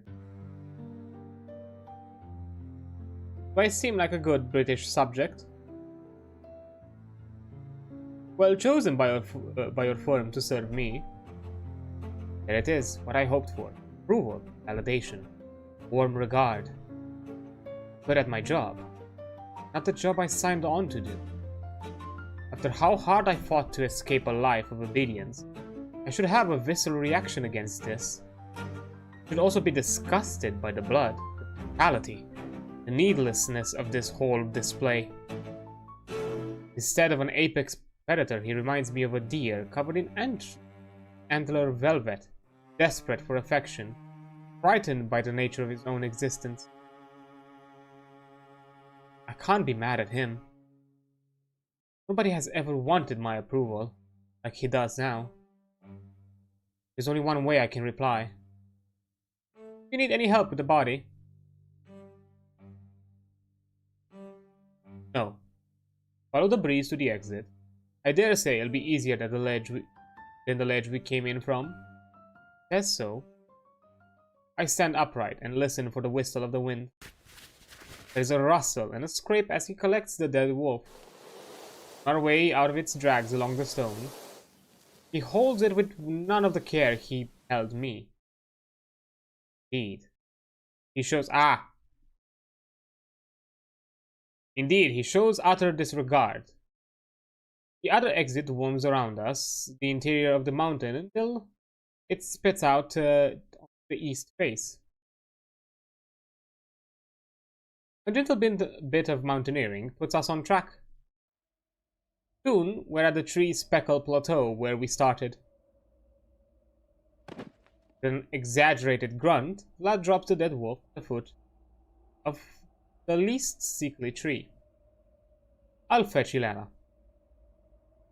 Now, there's moonlight. It's clear the wolf hasn't the best of its species. Elderly, barely bigger than a dog. Visible ribs and bald patches.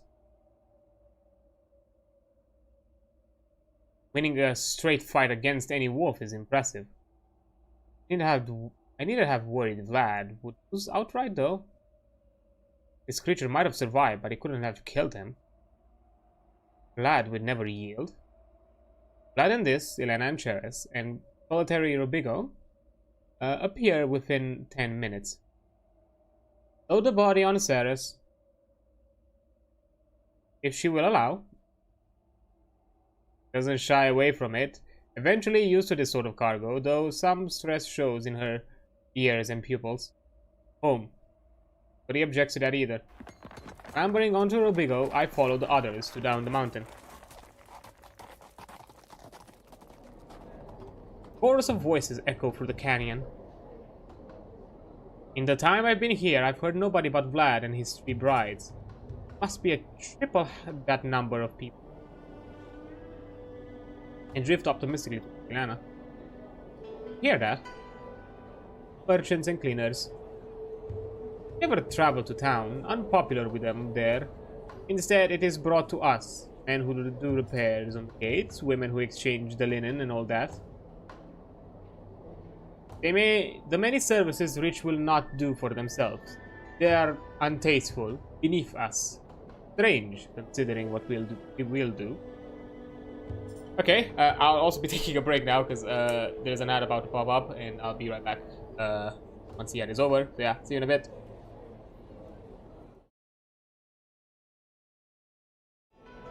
Okay, there we are again, still out here, not escaping Drăculeşti Castle. It's a pretty lengthy demo. To be fair, being a visual novel, it's mostly reading and you know, interacting. Kind of makes sense to be a bit more lengthier that way. Oh yeah, let's see how long we still have. Okay, so Ilana lurches ahead and leaves me to think. The castle rapidly grows closer.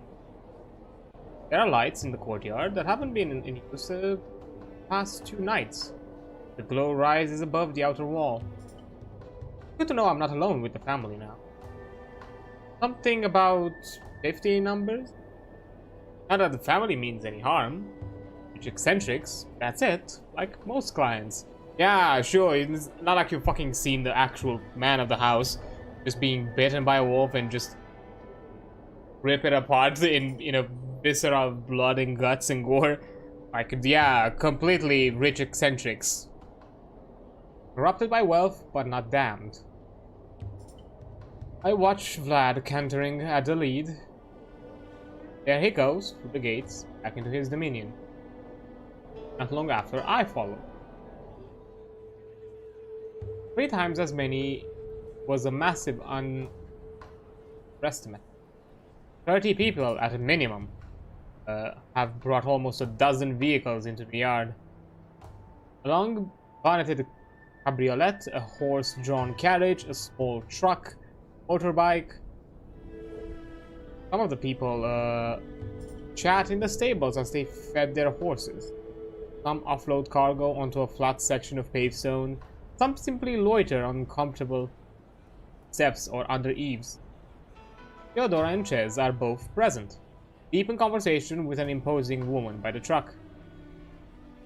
Over the following seconds, everyone in the courtyard realizes Vlad has returned.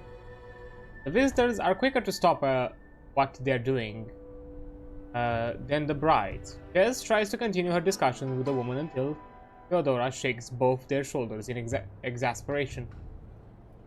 Greetings all, welcome once again to Castle Dracula. Vlad opens his arms to the crowd. As ever, shelter in our courtyard and gatehouse as long as you need. Provided you have brought the customary sacrifice, you will enjoy your customary treatment.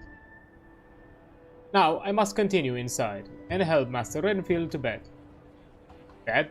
Already? Much earlier than the previous night. Vlad urges this to the stable. I follow, ignoring a pair of eyes in the crowd. They refuse to disengage from us. Ches is not pleased. Back.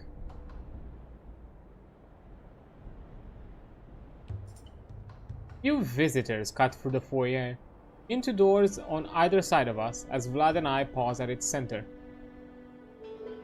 Dead Wolf has not accompanied us inside. Liana was tasked with taking it to Theodora and Ches. Conversational partner, one Nicoleta Popescu, to be skinned. Huh. Despite the fact it's busier here than it was yesterday, the differences between inside and outside is striking. It feels almost peaceful. Oh my.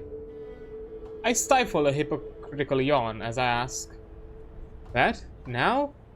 Really?" Vlad chuckles.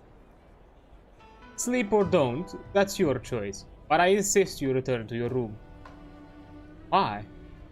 We'll be having a party of sorts with our guests. The sacrifice I mentioned in my address will occur there. I fear they or their behavior will offend your English sensibilities. Thinks I'm too delicate for a Romanian party. Well, not gonna say much. After what we just did together, he should know better. Pardon? To say nothing of the fact barely any of them other than the brides, Miss Popescu and myself, can speak English.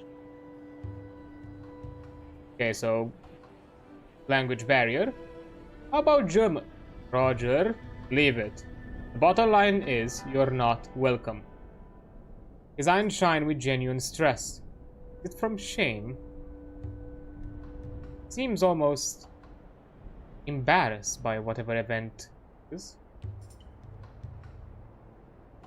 It's not about my sensibilities, it's about how he appears to me. The risk of it leaving a bad impression? Then, even if it wounds my pride, I'd better agree to stay in my tower. Can't risk offending a prince. May I have dinner first? It will be brought to you. A large cluster of people pass to our left, headed to the ground floor corridor. There are chairs and a pair of visitors. Oh. One visitor, a young woman, follows at Theodora's heels, while the second, a girl in her late teens, leans heavily on Chez's side. Vlad's attention turns to them. Tonight's guests of honor? Yes, you'll never guess where they've driven from. Ches keeps walking as if losing momentum will stop the girl entirely. Driven and sailed and walked. Victoria's companion is an Englishman. That's a Cornish accent? My word. Londoner in these parts? Work trip yourself? My sister, she's sick. His enthusiasm disappears in an instant. Looking over his shoulder, he watches Ches take the girl through the corridor. Miss Popescu said you could give us a miracle? Miracles are for the faithful. Have faith in our powers, good sir, or forfeit the rights to its works. His heart catches in his throat, his eyes well. The man wants, like nothing else, to believe in Vlad.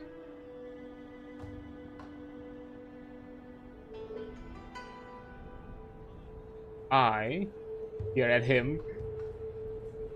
Stands like a saint with his palms outturned and a resolute expression. This is how he wants to be seen. Come along now. Theodora takes the Englishman by the shoulder and walks him to the side of the hall. You at the ritual, friend? Evening? But Vlad said I wasn't allowed at the ritual. What happened to its offending English sensibilities? Well, time for bed, Roger. Looping an arm around my back, he guides me towards the stairs. As we reach them, I realize the man and the girl were taken opposite directions. I try to stop at the foot of the stairs, turn, confront Vlad. His arm slides lower around my waist, but he has better leverage. He forces both of us onward. I try to open my mouth, I can't even manage that. Pressure all over. Hundreds of phantom fingers, in addition to the real hand at my back, that hold my jaws together and keep me marching. Because I know the conversation's done? Or is it part of the power his followers speak of? Reverently. Alone in my room, I watch the sky surround its darkest shade for the night. A black like the underside of thick Arctic sea ice. Theodora brings dinner, as promised, moussaka and with additional vegetables on the side. It's perfect, unlike her baking. Moist yet firm. Oh fuck, I would love a moussaka. Fuck, that's...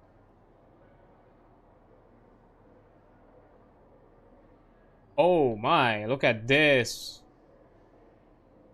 A chiseled lady. Even more traditional clothing, I do respect that. Half an hour late, Miss Popescu arrives to collect the plate in return for a tea tray. Evening? Staying put like you are told. The family made it clear I wasn't invited to the party. Good. They would eat you alive down there. He scoops the plate from the desk and sets the tea tray down. Not to you, though. Not happened yet. Being eaten down there, well, it has not happened in a dangerous way. He laughs over the stairwell. Wait. Do not trouble that brain with thoughts it is not meant to know. Enjoy your cake and enjoy your peace. Closes the door with a solid thunk. I drink the tea, a type of chamomile, and eat a mercifully small square of dry millefeuille. That's French. Fuck's sake, I don't know. I do not know. Okay, when I finish both courses, I get out my letter, writing set and try to put pen to paper. The caravan is a great opportunity to write to the London office. Send some word that everything's fine. Let Jonathan know and I'll be okay. My hand hovers an inch above the page, till the ink seeps out and leaves a great black splotch. It's simple. That's simple. A child could do it. I was a teenager in the war. I did this without a second thought. Father, father. I arrived at Uncle Toby's. All well. Huh? Party? Tower is quiet. Apart from the rest of the castle, though. Ignore it. Write your letter. All well. Simple words any child could write. Move the damn pen, Roger. All well. Help?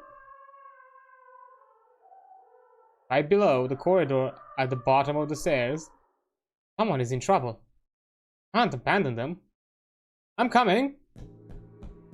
I enter the stairwell. I hear the panting and footsteps below, as we each walk towards each other's voices. The stair seems longer than ever before. I stumble over my own feet in my haste. My counterpart's pace is inconsistent, scraping and stumbling, already exhausted from the trip. We circle around and around. Every circle feels like it could be the last. The lower tower plays tricks. Concertinas out, hides extra space between the layers somehow. When I think we're truly about to make contact, a third set of footsteps sneaks in behind. Whoever's arrived is faultlessly fast, and only becomes audible the instant before they tackle their target. Tap, tap, slam. I hold out of sight and press my back against the inner wall. Everything happens so close to me that I can feel it reverberate through the stone. Crack. Pursuer cracks the runner's head against the wall. Dislodging a last gasp from him, he passes out. Then, stomping a few steps slower, they take a hold of some part of him. Ankle, a part of a jacket, drag him back down the staircase, his body juddering until it hits the bottom. The hallway is carpeted. There's a brief hint of rug burn, then the noise is absorbed into upholstery. Here I am by myself in the tower. No one will hurt me if I stay in the tower. Decent guests will remain in the tower. Against any semblance of good judgment, I follow them. Let's see what I'm being kept from. The closer I get to the center of the castle, that cluster of public rooms by the foyer, the eerie the quiet becomes. There's supposed to be a party tonight. Where are the noises? Why have I heard nothing but that man's scream? Passing by a window, I catch a glimpse of the courtyard, dimly lit by the caravan's lamps. Initially, I don't think much of it. People are coming and going from their vehicles to their accommodation in the gatehouse. They collect suitcases and groceries to bring inside. And I realize almost everyone is accounted for in the courtyard. They're excited, like students at a school camp, but not celebratory. The only people who could have been inside: Vlad, the brides, at best a handful of the visitors. Isn't much of a party. What the hell is happening tonight? The exit is closed. Great hall is open. Chandelier casts a beam of light. Through the double doors, all mass of shadows at its center. There are only 5 people inside. It's not until I'm at the doors, enveloped in the light and the shadow, that I can confirm who they are. Though I know. The irrational part of my gut, the part that hungers ceaselessly for self-preservation, I have always known. This is not a normal business trip. They are not normal clients.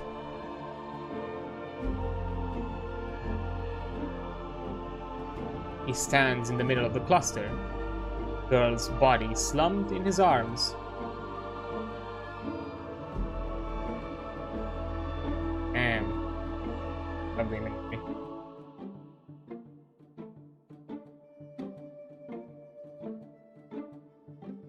brides flank him, clutching a shoulder or a thigh each.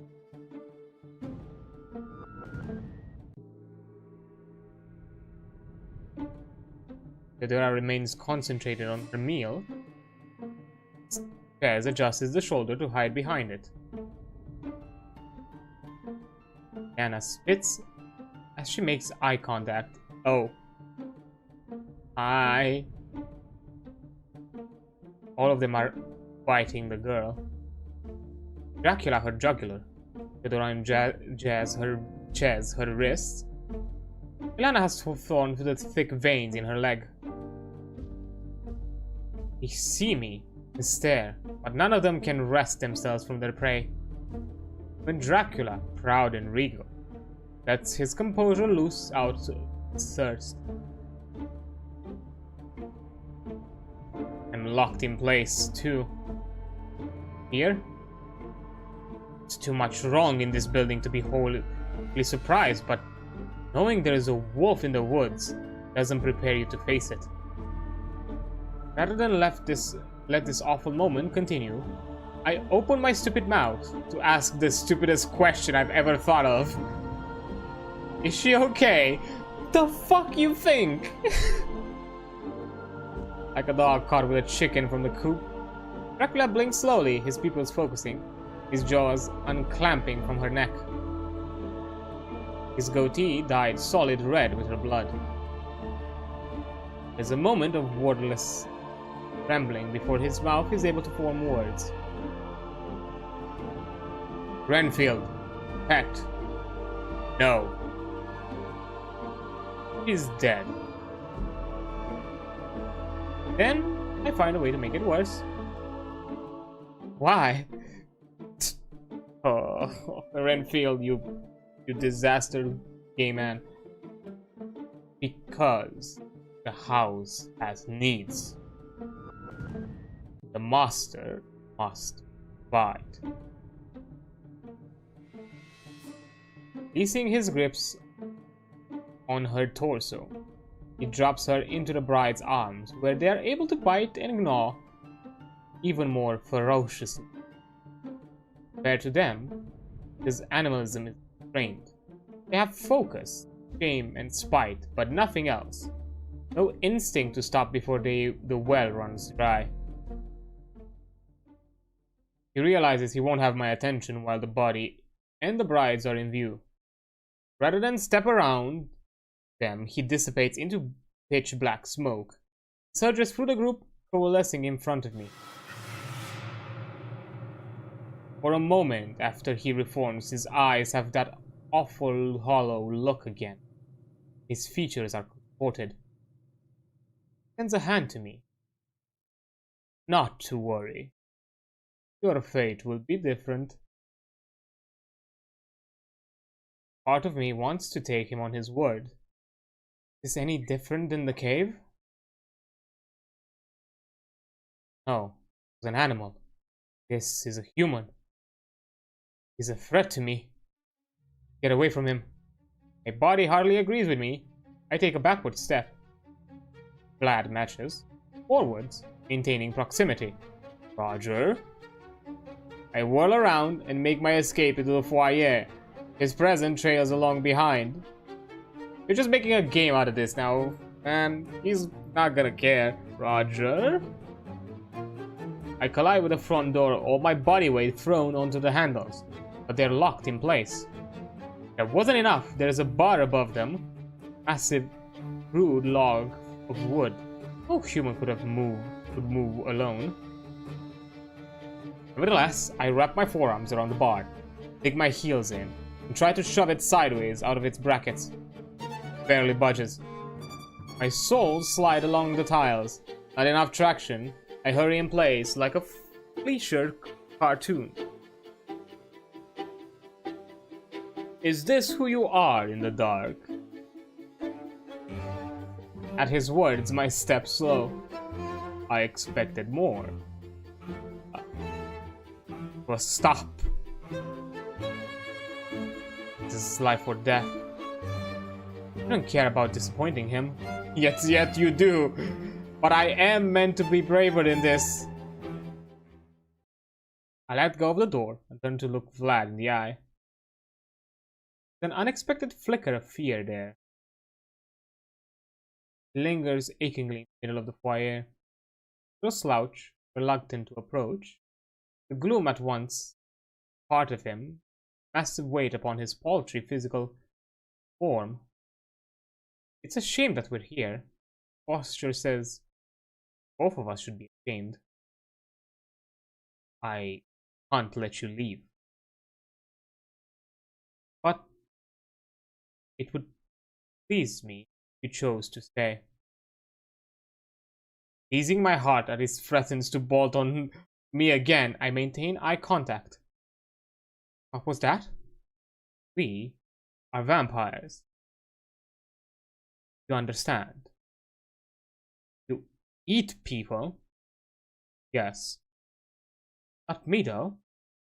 Ideally, no. Ideally. Like, the offer is on the table. Depends on how you're gonna respond in the next 5 minutes. Take me back to my room. I need a good night's sleep to process this. My, look at him! When Vlad closes the door and leaves me to bed, a profound sense of calm fills the room. First, terrible, mollifying clarity. The castle is full of flesh and blood monsters. Every apparition from the past few days was likely just as real. Ghostly lights, the shadowy figure. I don't know what they are yet. They aren't delusions. Sane. Secondly, actual change in atmosphere. Like I've walked into a shop burning lavender incense. Relaxed ambience I didn't feel before. The place is protected. Under his protection. If anything breaches the wall, he will come to save me. Perform the duty of a host. Does host understate it? Vlad has taken an interest. I haven't quite decided how to feel about him. He has an undeniable allure, but danger. Or is it because of the thing? Here we are for now. I am, in effect, his prisoner, but one who will be treated as a guest. The path stretches beyond the window. Over the outer wall is a 200-foot drop to the ravine below. The front door is locked. If they reopen it, there will be the caravan on the other side. Well, and truly no way out. Family are strong. If I had a fraction of their strength, I would pull the front door off its hinges and bend the part of the portcullis. Only human. How does someone become a vampire anyway? Having put my dreams of escape to bed, I ought to put the rest of me there too. I change into pajamas and climb below the covers. Whenever anxious spittle clogs in my throat, my eyes flash abruptly open, I take a deep breath in my mouth. Let the enchanted atmosphere fill me, suffocate the panic with peace. And I'm a guest of Vlad Dracula. He will not let me come to harm. The job has gotten complicated, but it's no different than it was before. I will continue to do my job. You again. The first was a given. The second was volunteered. The third was taken.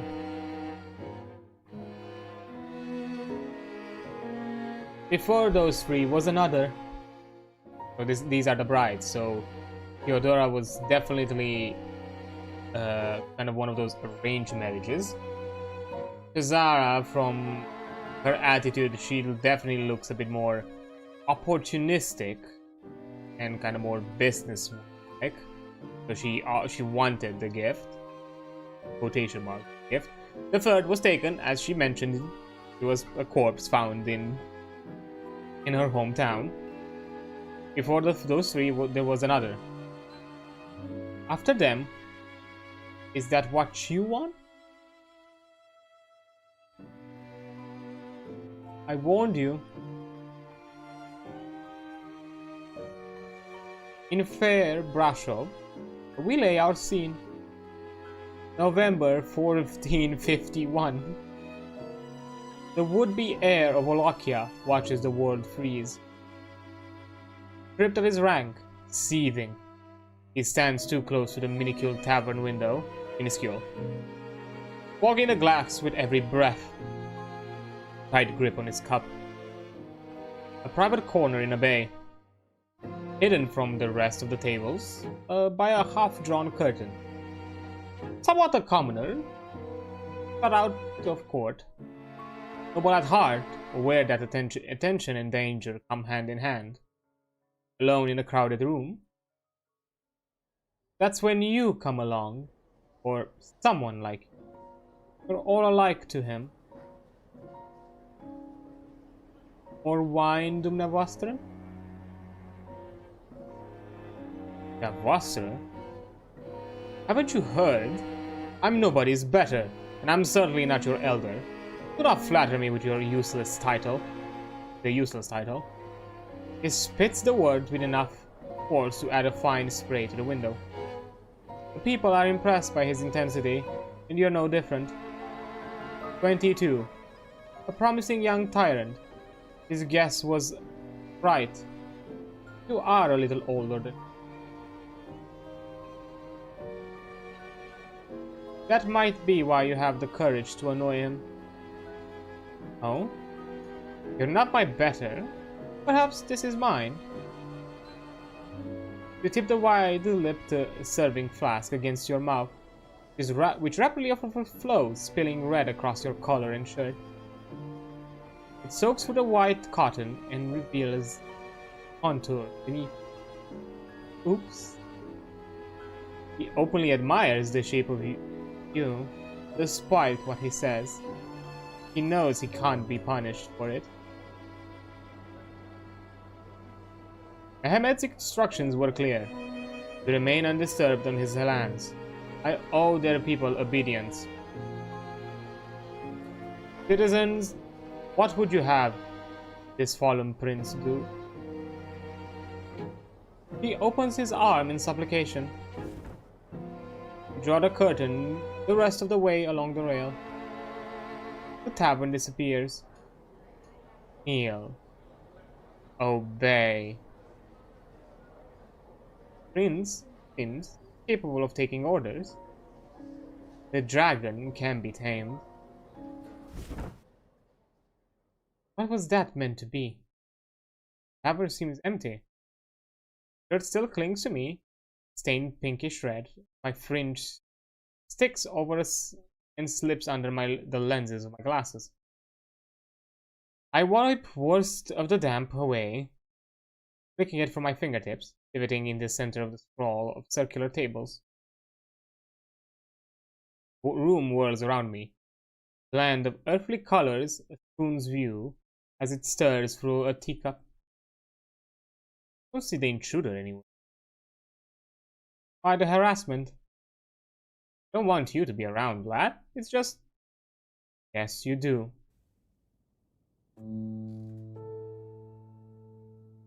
On what it feels like the 10th round, a figure appears at the bar, between several unopened barrels of wine. Spectral blue silhouette fidgets a cork around their hazy fingers. You know what you want. Want to work for him? You hope the job comes with benefits. I've seen how you look at him. Those big green eyes. Sauntering through a gap in the corner, they approach, never clarifying the quality of the image, almost tricking me into wiping my glasses, though I can tell it wouldn't help. Had a pleasant outing today? Enjoyed the company, all in spite of that glimpse below the surface? Because of it, you know he's powerful. That's what's so attractive. You want him to crush you like an insect? Well, damn. You haul him out to be a bottom like this. The specter is right against me, the contour of their face leaned forward to show their eyes, narrow stalactite formed, static and cold. They flick my chin with their If he doesn't kill you, I will. Moving to England over my undead body.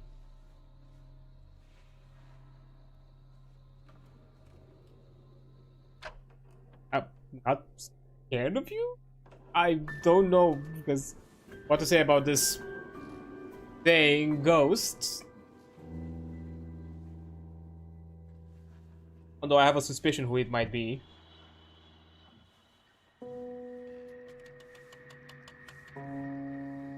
I talked to him about that. Of you? No, of course not. I've noticed you don't make the smartest choices. Ouch. At least have the sense to run. Every pane on the window and all their lead around shatter. Blizzard pounds its way in. Spectre disappears. The sudden flurry of snow. Their eyes leave an after image. Searing white voids cut from the blue chaos. The door of the tavern is a dark open maw into the corner. I dodge the weather, the door, an alley. Not an alley. Dungeon. Dizzying. Irregular stonework spirals around me. Sorry. Just enough of a texture to play with my depth perception, making it hard to tell where this underground hallway leads. Tavern door slams shut with a last chilly gasp. Nothing but to press on. I walk the hall until I come to a bright gate. Silver. An impractical thing to make a gate from. Deplated? Still underneath or something? Looking for the gate. Startled mid-motion by a shriek from ahead. The hall continues on the other side until all the light is gone. If it ever becomes a room or reaches a crossroad, they are invisible from here. Footstep pipe from the other side of the hall. Clanking, effortful, hurried footsteps like a broken fairground ride, struggling to satisfy peak demand. Figure comes into view, rushes into proper form. I catch the details. I reverse away from the gate at top speed. A giddy blend of flesh, metal, and worms. They slam against the gate. I check behind me for any escape routes I might have missed. Wham, wham, wham. The gate does its best to keep them in check. But it's only a gate made of improper materials. Wham again. Won't hold. Smoke rises from the figure as they grapple with the bars, like hitting a barbecue. Hot roadside carcass stench chokes the air. I continue backward and wrapped around my nose, alternating between trying not to panic, trying not to gag. Slam. They skew the hinges. Slam. Smash the lock. Slam. They punch the gate out of the frame. I turn to run. The worms lasso around my ankle. They whip my feet from under me, throwing me into submission. I am laid out on the ground.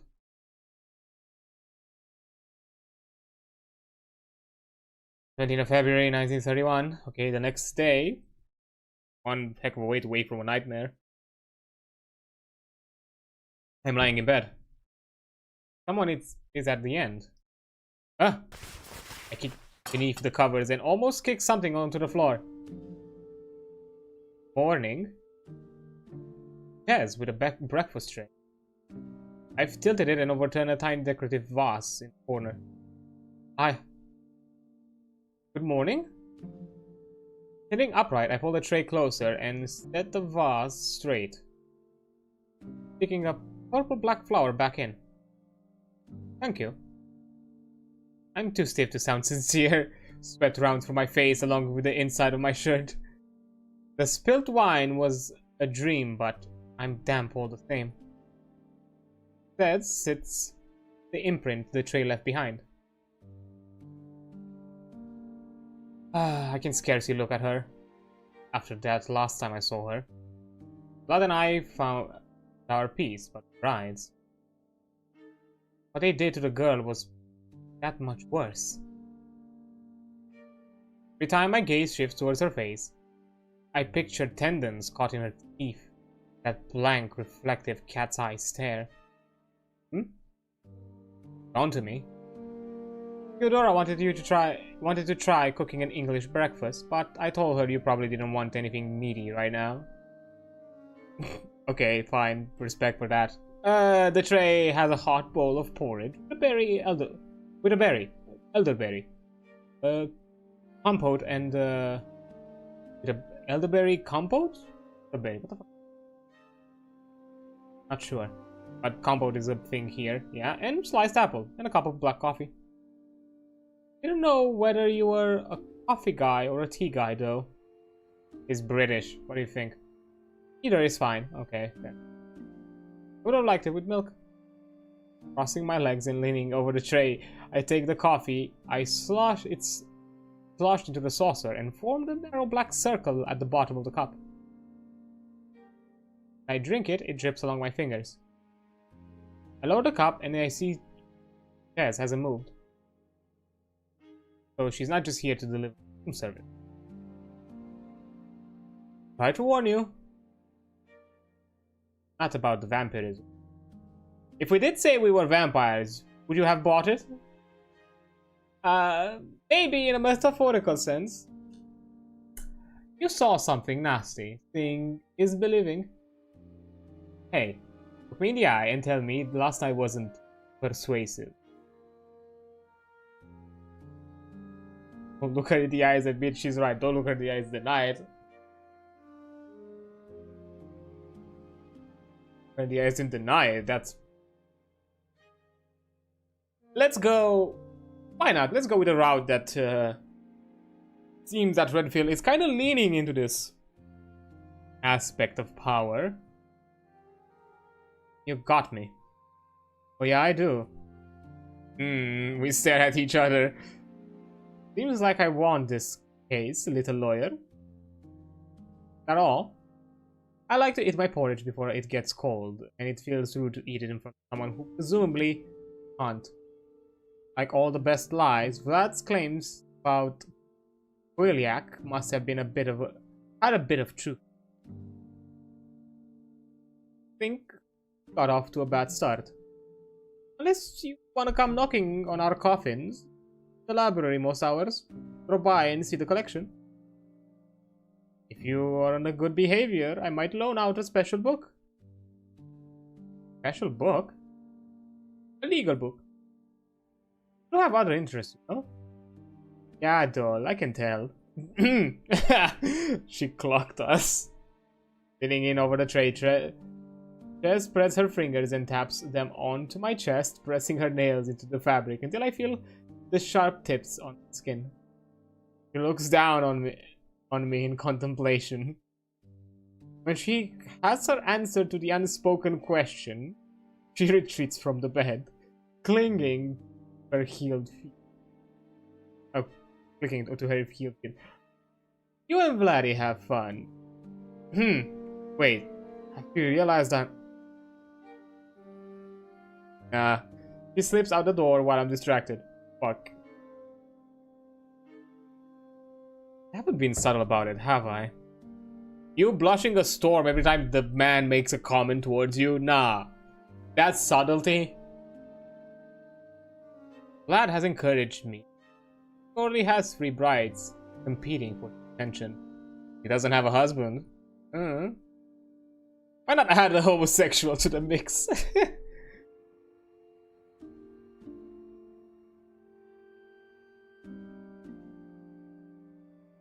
Breakfast and work pass unremarkably. Occasionally bursts of noise surge up from the courtyard. Wind hisses around the mountains. Clouds obscure the blast of the sunset, then slide away to reveal the moon. At what am I coming to accept as lunchtime? Someone knocks on the door. Enters faster than I can respond. Roger, evening. Carries a tray with cucumber and feta salad. Sliced bread, shredded chicken, small pot of herb butter. Okay. He moves my papers aside and places it on my desk. While I approach from the window, he tips a pair of salt and pepper shakers over the chicken. How was breakfast? Like the compote. Elderberry, was it? Zara owed you an apology for the conduct this week. Did she show appropriate contrition? Yes? Wonderful. All is well. Hand sneak onto my bicep and spider climb my shoulder. Ooh, my. His grip firmly established, he puts me in a chair. His thumbs massage around my shoulder blade. Why? I wish he wouldn't do that. Fine, sure. I'm sure, whatever. Let's play a bit into the gay panic. Best to let him do what he wants. In all the excitement of the last few days, we forgot to show you around the grounds. Shall we explore tonight? The castle is nigh endless. If these vampires are immortal, it stands to reason they've had a profound amount of time to expand, renovate, and complicate the building.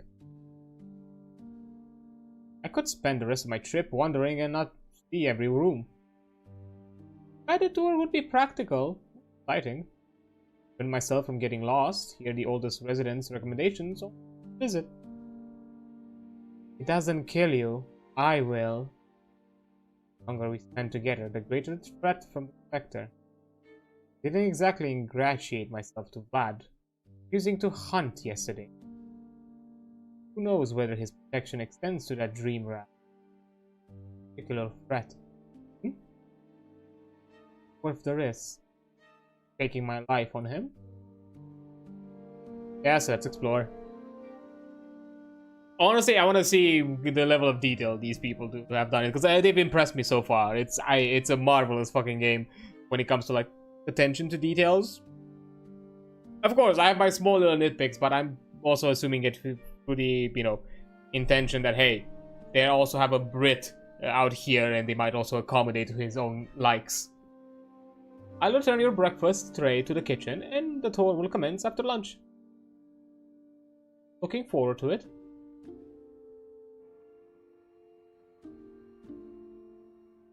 Half an hour on, Vlad enters without a kiss cape, dressed for ease of movement. Well, we'll start with the ground floor. Is there much of it left to see? Unless you've been sneaking around below my notice, yes, plenty. Come along now. Zara and Ilana are occupied with this. This is a rare opportunity to explore without their commentary. He whisks me onto the stairs, but by my wrists, around and around, down to the choir.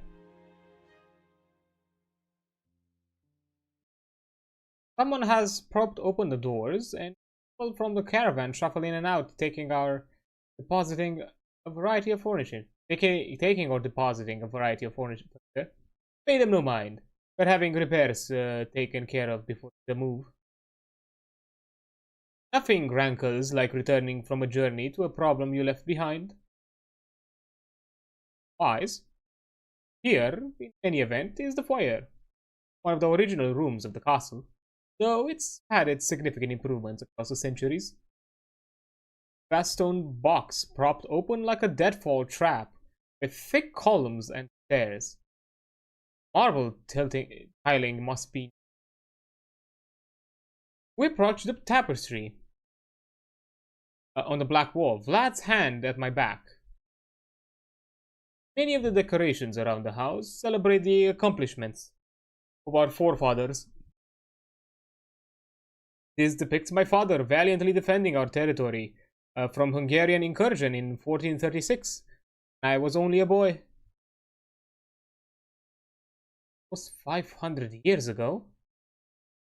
It'll be 502 days. Certainly the most finely aged quincentenarian I've ever met. Not sure I'd count past 100. If we don't, lose this meaning. One should at least try to savor immortality. My brides might be ungrateful, but I respect the cost of our continued existence. 32 mortal years, 470 undead, consuming at a minimum 1 soul per week. 1 soul per week? I'd be doing the math. That's how many weeks I know?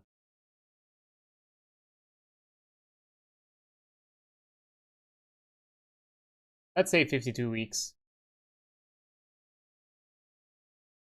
70. Let's put a generous roundup of almost 25,000 people killed. Damn. I'd rather not, but my treacherously numerate brain runs the numbers on its own. Yep. 24,000, yeah. I gave it a bit of a generous because it's over 24,000. I gave it a generous number. Yes, at a minimum. Why stop now? Oh, wait, was that about being 32? That's how old I'll be this year. Huh. Where we adequately fed, I would look my original self. Alas, the castle requires too much relative to our intake. Requires? How? Shall we continue our tour? Turn from the tapestry to face the front of the building. Vlad rolls his hand, once left and once right. The gardens or the library? He looks like a studied man. Let's go with the library. Let's be stereotypical. Fine. Ooh, love the pattern. The library is in the east wing, accessed via a set of carved double doors in a monumental stone frame. The grandeur of the entrance is matched by the rest of the facility.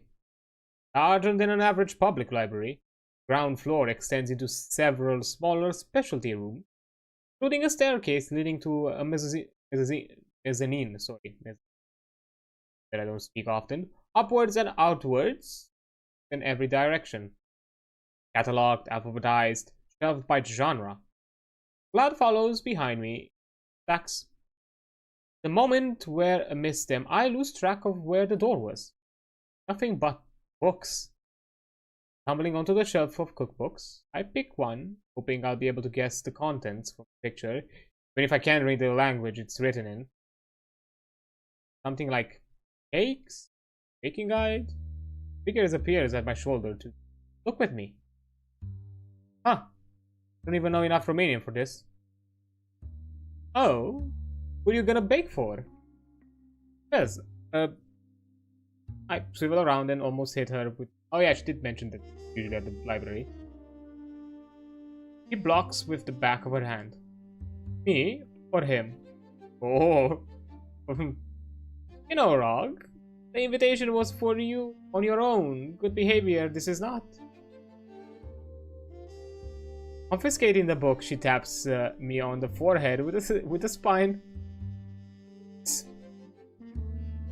Roger, Cesara, delightfully that you're getting along. Emerging from the fiction section, Vlad wears a proud smile. Oh, he's a fiction man. What are you doing here? Showing him around the house.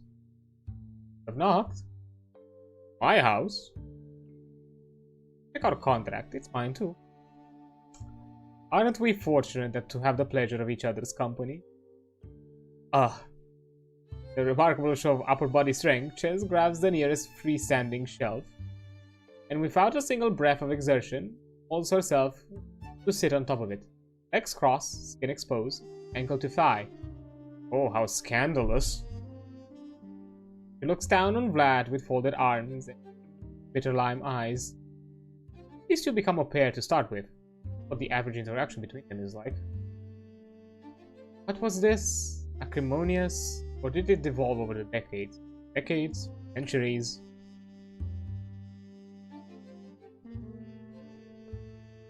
Try to mediate? Bold, but let's try. Huh. Feels like I walked into a comedy show without a ticket. It's good you're both still passionate this far into a long relationship. Passionate? An understatement where she's concerned. Arguing is a type of passion. It could stand to be less passionate. You're one to talk. You tried to kill poor Roger. Huh? Blink eye. Blink eye. I just frog blink unaware. Excuse me. Jess tries to hide in her coat, but suddenly her perch is less authoritative and more exposed. Every inch she retreats into the black void of fur deepens the impression of guilt. Certainly she's done something wrong. There'd be no need for this interaction. He laughs viciously at her discomfort. I told you to do one thing this morning, and you didn't do it, did you? He tried to cover for you, all gone to waste. Protecting his would-be killer while he feigns innocence? I don't understand. Can I show him your little secret? Not for you to look at. Ordinarily, I wouldn't want to. You couldn't do the decent things. So here we are. Jess shrinks like a sacrifice on a day, awaiting the twist of the knife. Do it, or be made to. That shadow cast improbably large against the nearest wall, over us all. System flooded with a cocktail of shame and fear, Jess pulls her leg further in, until they're on the platform with her and she's able to stand. Planting her feet atop the broad bookshelf, with superficial assertiveness, she brandishes her arm, hands clawed, eyes luminous. Smoke coalesces around her until the particles become so dense they turn to ash, from ash to charcoal. Every limb grows in length and girth, also thickening. Great black stalagmites stack atop the skull, jutting out in a kingly crest. Finally, the dark outer casing flags away from parts of the head, each eye and a mouth, reveal sharp, almond, lively features. Oh my! Look at this lady being so draconic, devilish, something of the sorts. We'll pause here as an ad is about to break, and I'll be right back. And oh my god, I really am in danger. Okay, I'll be right back.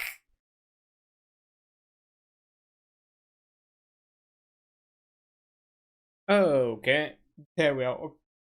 Okay, I'll be fair, for a game demo, this is a lot longer than I expected. So there might be a possibility that this is the only game I play today. I'm not sure. I have a suspicion that, because they're like, at the very least, the Steam page mentions like 3 characters where you have some kind of like romancing path towards or something of the sorts. So that might be the thing. Maybe this game, this demo allows you to kind of explore each of these paths, because Chidar is one of them. Of course, Dracula is another. This ghost thingy is something else as well. And also, we've already seen glimpses of John, or Johnny, also. So maybe that's the thing? Maybe that's kind of the idea. Maybe the game allows you to kind of explore a bit of kind of each romancing path, relationship path. I'm not sure if I'm not sure in Chazara's case it would be a romantic path. I do not know. Also, because I was kind of trying to think like why exactly her revealing this form to us would be a confession of her trying to kill us, and then I remember, wait, we were told that a few nights ago we experienced some unusual shades and specters that which initially we were passed on as just being our imaginations or dreams. So was that her attempting to kill us and Vlad just stepped in at the right moment? My hands fly to my throat. You! Creature from the other night, yep. Try to kill me. Yes. Worse. Played tricks on my mind. Wasn't illusion at all. It's here in broad lamplight, called for by someone else. Real, addressable part of the world. And it's Ches. Not is being petty about it, but he's right. I did deserve to know about her. Whatever creature is, bursts low, branching an arm on top of the edge of the bookshelf, claws dug into the wood. XX smoke rises from the creature's slack jaw. Above them are blank eyes, readable. Any human voice rumbles from the creature's industrial-sized chest. Sorry, I tried to kill you. Forgotten in a corner, bad tuts. Pay him no attention, focus on each other, Doctor and Patient Master, waiting for the runaway train to collide with the platform. Vampires. The precedent for those expectations to work from, even if they're set by cheap novels, a cheap Peter. What am I supposed to say to this? Yes. We go the monster fucker out. Fine, this is incredible. How does it work? Both of them are taken aback by my enthusiasm. Ches recovers fast, Bad doesn't. Oh my! That's a smile. Exoskeletons. Meant for travel, protection in a fight. A knife to the chest is enough to get us otherwise. It pounds out of its massive pectoral.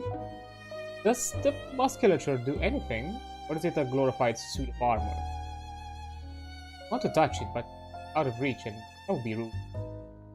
My hand haver is in the air. Hovers in the air. Never fully extended, far enough to show obvious curiosity. That powerful furnace of a chest flares and laughs. A laugh like a backfiring exhaust cracks from her throat. Got a decent self of self-preservation, like you, little lawyer. Might wanna hone it in before I come for you again.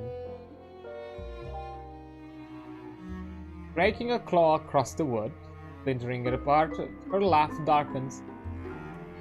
Be calm with a blush. Be calm, boy. And if that exoskeleton is a woman. Women don't hold any appeal. Enough of that. You are here with her husband. Vlad inserts himself between us. Ches bows her head in mock obedience. Returning to her full height, arms twisting overhead, Ches dissipates in the exoskeleton. Reduced to a human body, she looks somehow bare by the heavy coat. Is that what's the code for? Patient? The exoskeleton is just a construct any vampire can manifest. Does Vlad dislike it? Something happening here. I don't make any assumptions about what. Statistically, I have to be wrong. Now that introduction's done, we ought to move the tour along. Really sick of him, she climbs down the opposite side of the bookshelf, depositing herself in an aisle we can't see. Have fun! Carpet absorbs the distinct tap of her heels. I can't track which direction she walks off in, but that she's gone. Where to, Roger? Above or below? Indicates to the ceiling, then to the floor. Which could mean anything. The ground floor is just a fraction of the castle. Well, would I rather see a bit of moonlight or find what's hidden beneath our... Oh, brilliant choice. The crypts are to die for. Very amusing. Proceed out of the library and routing through the east wing. Make our way into the basement.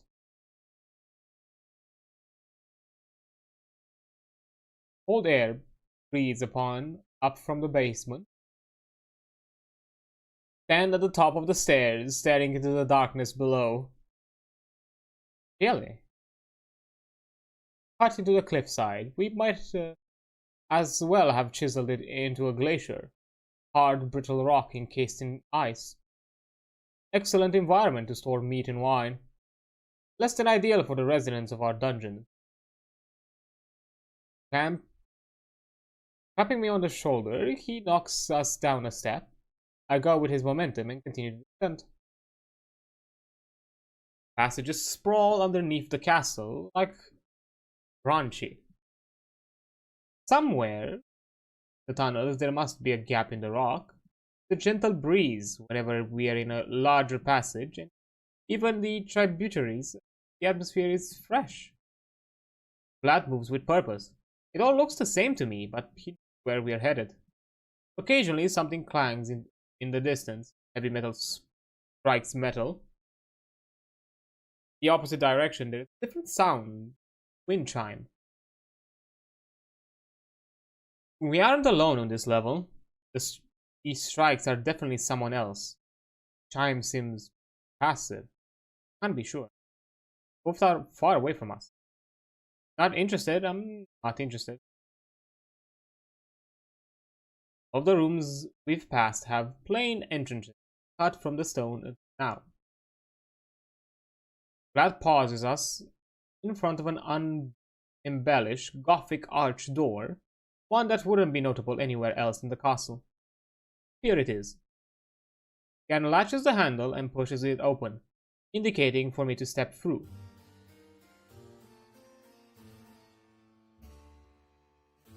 Oh my god, this is so kind of orthodox Christian kind of styling. I just can't. Four lavish coffins rise the podium before us. Oh my god, we're at his bedroom. In the center is the grandest statue, and an array of candles expand around behind it, taking a huge amount of the available real estate. To the left, right, and behind, the other three sit comparatively modest etched stone bases. The left has developed significant cracks, the right is slightly damaged, and the back, harder to see from the front. There's an unfilled space between them, room for an additional 3 or 4. I've read a few books, or I can guess what this is. Coming to your bedroom this soon? Sliding past me, his hand brushing my shoulders, he lifts open the largest coffin. Welcome to our private chambers. Flirt this aggressively with everyone? What am I special? Coffin is newer than its bliff. Black wood, the red velvet interior. No, it doesn't look like nothing beneath any. He glides his palm over the inside of the lid. The dip pile swishes audibly under his touch. Fingertips curl, but not too much. Careful not to catch his claws. It seems prudent to show you where to find us, in case of emergency. That all. Sleep apart? Room for 2?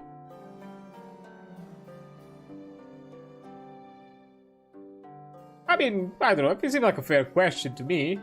Huh. He flashes a smile. Please, I've taken the bait. Unlike a bed, it's an enclosed space. Unpleasant to share. The rooms upstairs offer greater comfort. Feel so inclined. The coffins, though, provide protection from the sun. Necessity for us. That doesn't mean we've never cohabitated. Simply that it's not a regular occurrence. Is your curiosity sated, Roger? quite yet. Oh? Let me know if you ever like a demonstration. That's the coffin. Let's pay the roof a visit. It seems like a clearer night. This time he scrapes my lower back as he passes, startling me. How long does he intend to play coy for? We should be direct. I can't handle being teased like this.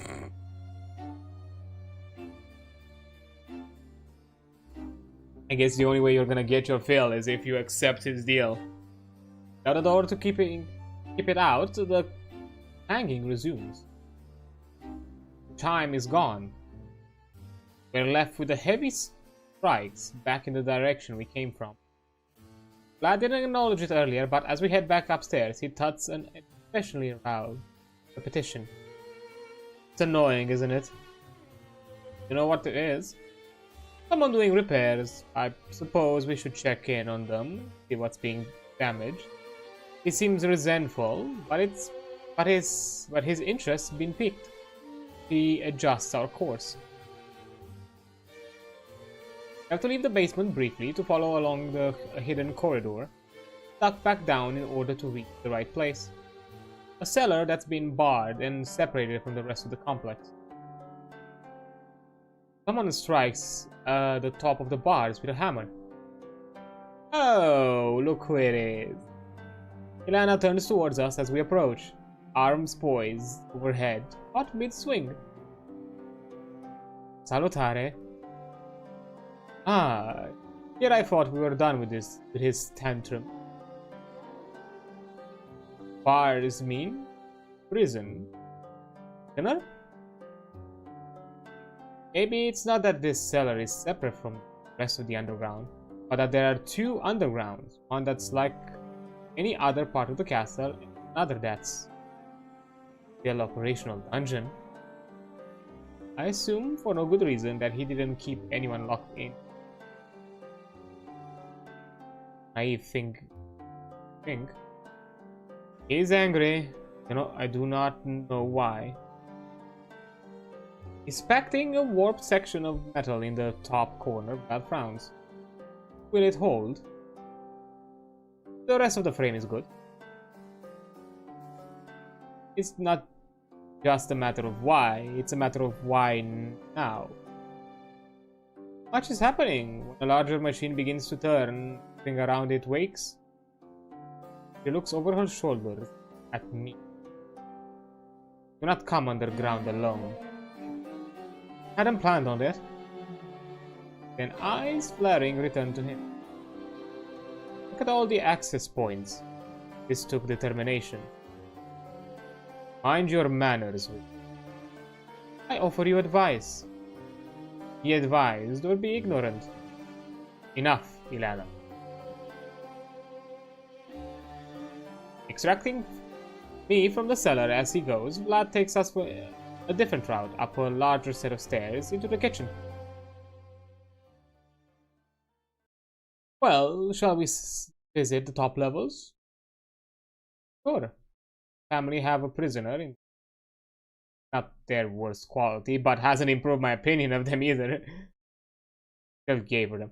In fact, what worries me most isn't how they came to have someone locked in their basement, that whoever's there was able to put a serious dent into the bars. Creatures as physically strong as these vampires shouldn't be worrying about coming blows with. What is they've got in their dungeon? Why, pardon the pun, are they so cagey about it? Werewolf? I don't know. It's a game about vampires. Expecting. I let my eyes glaze over on the track upstairs, busy picturing their captive in my head, assembling him like a paper doll from a piece of tabloid news. Folklore. Someone who can bend metal. Like a strong woman? Escape science experiment? A gorilla? Of course, there is a stronger chance. The fifth vampire, a rival to the family, is trained to prevent him from becoming a threat. I've got no reason to believe in any fanciful thing other than the one in front of me. Literally in front of. Huh? Where's Vlad? I could have sworn he was there. At an intersection, where several disjointed parts of the building meet. Must have lost him around the corner, but no telling which. Ahead is a straight corridor with no doors. The left and right are twistier paths. The left seems to backtrack, so the right seems to be like the best option. 20 seconds along to the right, there isn't any sign of him, and I'm ready to try the left till I see her. 20 seconds I see her. The woman's searching gaze. Mine. Isn't this a... Because this is quite obviously kind of a tabloid kind of picturesque thing. Usually you see it in religious iconography, that kind of style of art, painting. Caught in a neutral pose. One pale hand on a small white wildflower. Layers of green robes and cumbersome gold weave. Headwear weight her light body in place. This represents, because this is a wild, these are like spring flowers. There must be a significance about kind of like changing of season, fertility, young age. Hot sheep. I mean, this could be an obvious reference to heavy lays ahead that bears the crown. Crisp green eyes, straight dark hair, and a heart-shaped face. Lifelike portrait of someone from the distant past. Looks like me.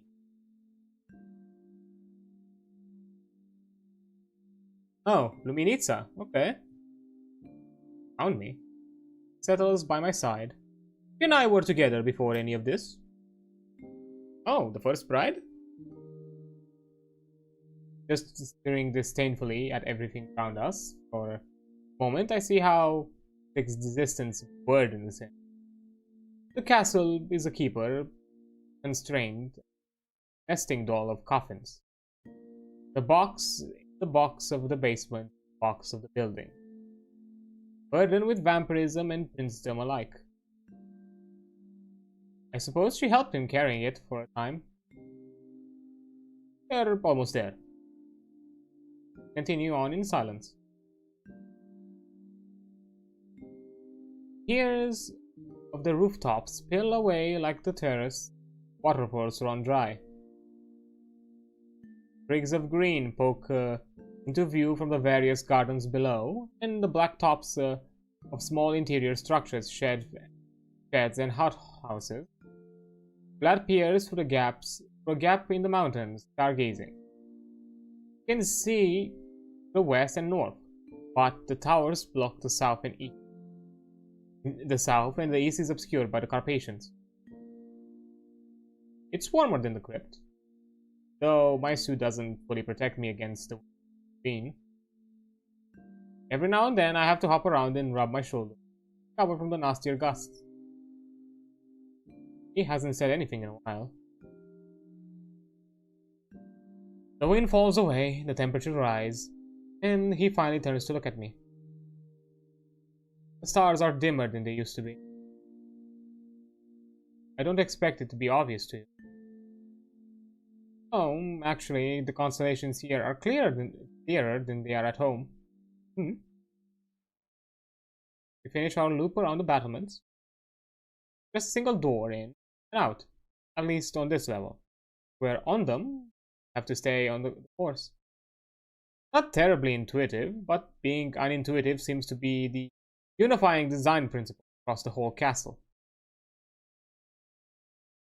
Once the door settles close behind us, he pauses at the top of the stairs. There are plenty of rooms we haven't visited, but there aren't of great interest. Guest bedroom, storage, and so on. Shall we conclude the tour? Retire to the parlor for a drink? Something's amiss, though it's hard to know whether it's portrait or cellar. I don't have any good pretense for pressing him about either. Sure, a drink would be good. It's settled, we proceed to the ground floor. While Vlad pours our drinks, I fall by the fireplace. Eventually, he joins me with a pair of cut Peter glasses? Apita? Peter? Yeah. Let's see if it's a Romanian word. It doesn't sound familiar to me. Half a pail of gold liquor. What's this? I knew it. I fucking knew it. It's Tweaker. It's Tweaker. A plum spirit. Careful, it's strong.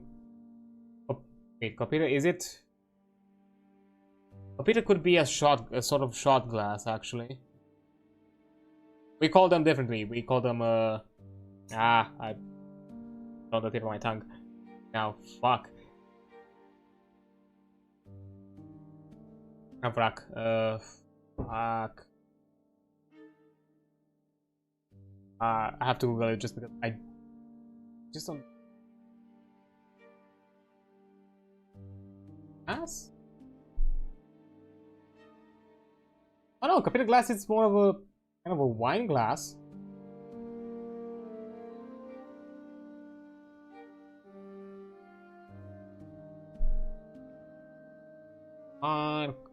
I just. Why does it escape the name? Apparently, yeah, Cupid is more of a.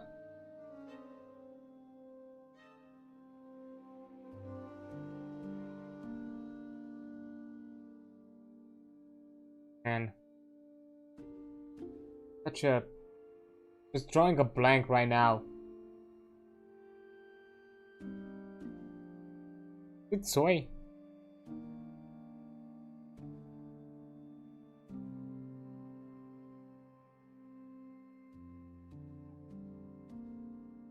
Yeah, soy. I said it correctly. It's soy.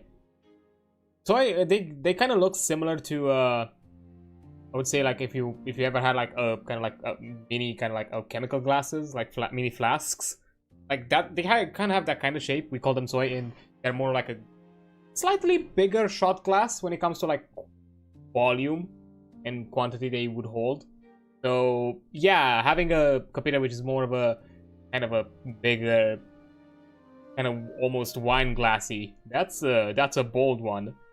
Because that's a. To be fair, you have several of them. You don't have like just necessarily just one, and they are an aperitif type of drink. Usually you drink it before you eat or during the aperitif. And depending on your hardiness and how you prefer them, you have a few of them, 2 or 3 usually. That's kind of my number. Where I go to, just to kind of get the kick. But yeah, it's a plum spirit. It's a really strong, especially the northern ones, like the Transylvanian one. Technically, those are called Palinka, which are a soy similar type of Suika, still a plum spirit, just a lot stronger.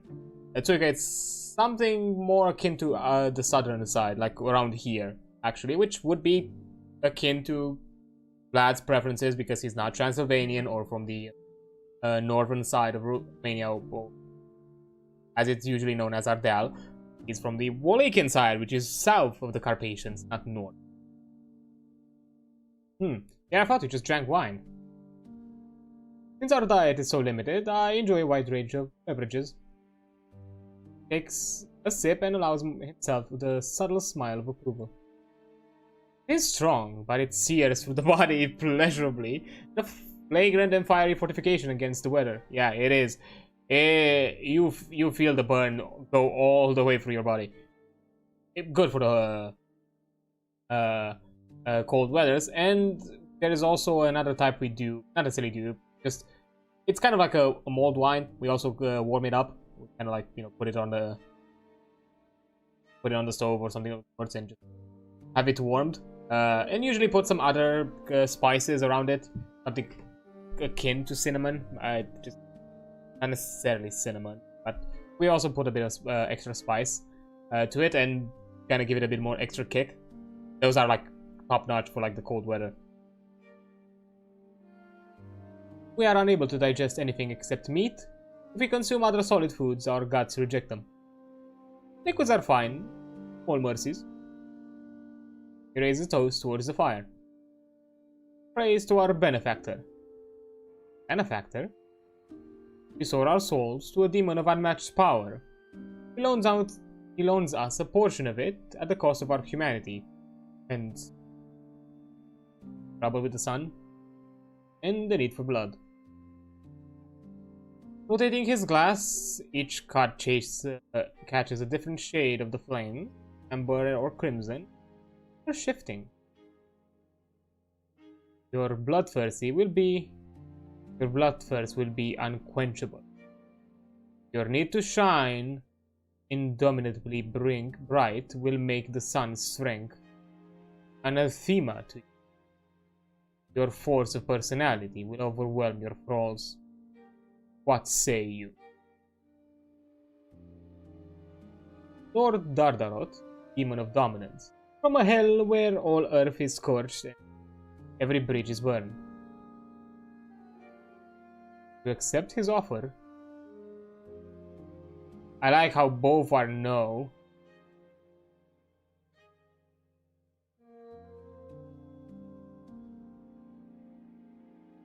Again, I kind of said that this is something within the bold. Like I'm kind of going more with a bold choice towards vampirism with this one. I'm curious to see what happens. Yes? No hesitation. I never liked how powerless I am. We don't institutionalize vampires. True. The sun is the only meaningful external threat left for us.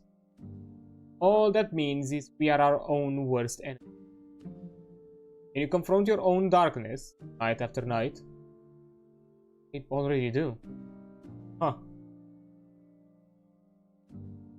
Room in the crypt yet. Tips back the last of his drink and claps the glass onto the mantelpiece.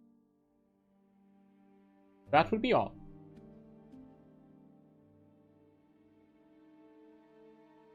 Caught in the foyer, Vlad has business to attend to with the caravan. I'm fading from poor sleep. Yeah. He leaves me to find a way. It was a success. I know exactly which staircase I have to take to reach the tower. Yay! At a certain level, I have to cut across the building. Someone intercepts me part way.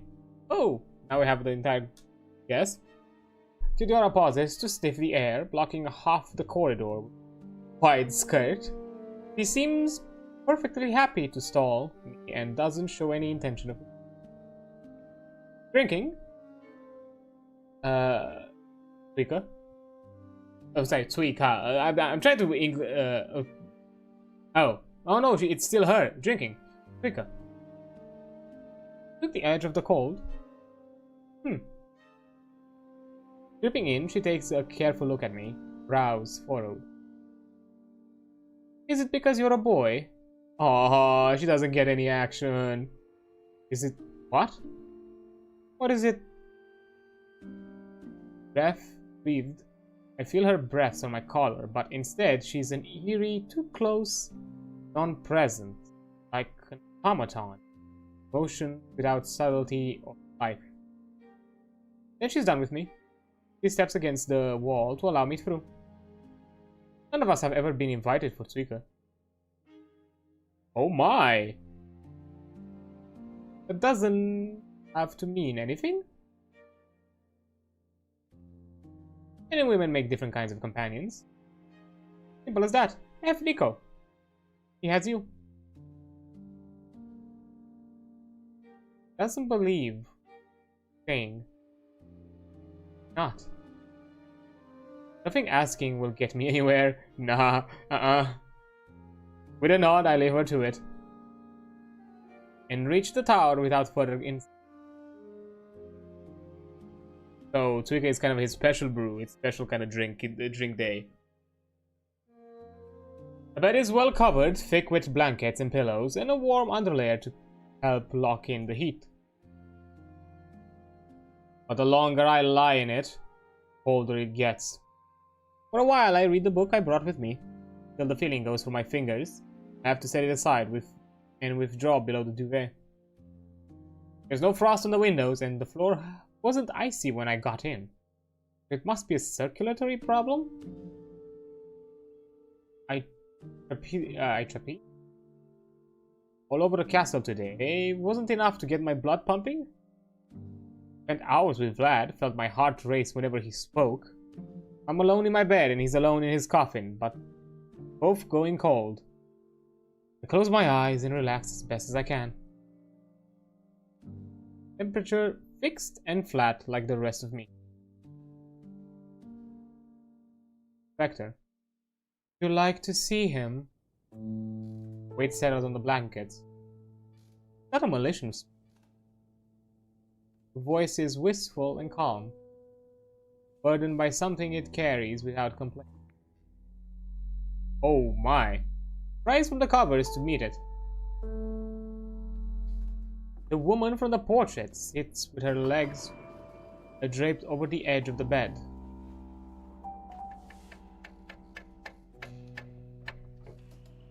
In the painter's eyes, she was aloof and regal, golden pillar for the household to lean on.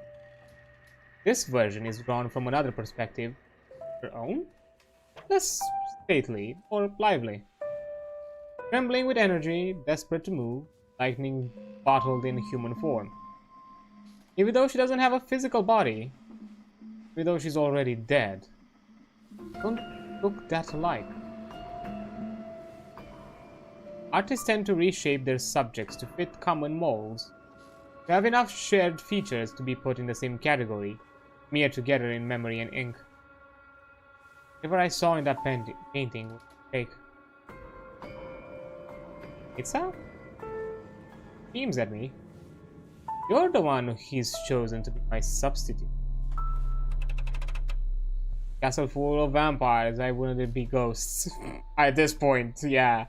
She reaches out and I wrap my arm around hers. A thumb in the crook of her elbow and vice versa. What? We stand from the bed and wander to the middle of the room. She's mercifully shorter than me. Her figure fights the constraints of her straight-cut dress, tight as the bust and loose at the waist. Below the shoulders, we truly have nothing in common. Tez, tall and well-built. In its petite hourglass, there's me, bundle of sticks. Hey, some people appreciate a twink. Tails, skin, green eyes, dark hair, heart-shaped face. That all that it takes. I should be disappointed in him for being that shallow, but it's humanizing. Who knew vampires would have such mundane weaknesses? Come with me. Where to? Come with me. The door blows open, her hair and robe flaring in the impossible boots. She tows me to the stairs and hauls me down. Oh, hello there. Hey, that's actually kind of nice. I just seeing I happened to notice someone streaming our game, so I thought I'd peek and say hi. This is Penta, artist programmer. Okay, first of all, fucking respects. I love you all. I love this the thing you're doing here. Like the art is superb, I mean, of course, it's a visual novel. I'm not gonna say much on the technical side of things. It's not like revolutionary. But at the very least, on the visuals, you have my full respect and my full love. Out here, as a fellow vampire who likes to strut their own heritage and their own looks. And also, how dare you clock me so hard with some of these vampires? How dare you? Ilana was a bit too close to home. Ilana was a bit too close to home for me. Ouch. In many ways, too close to home.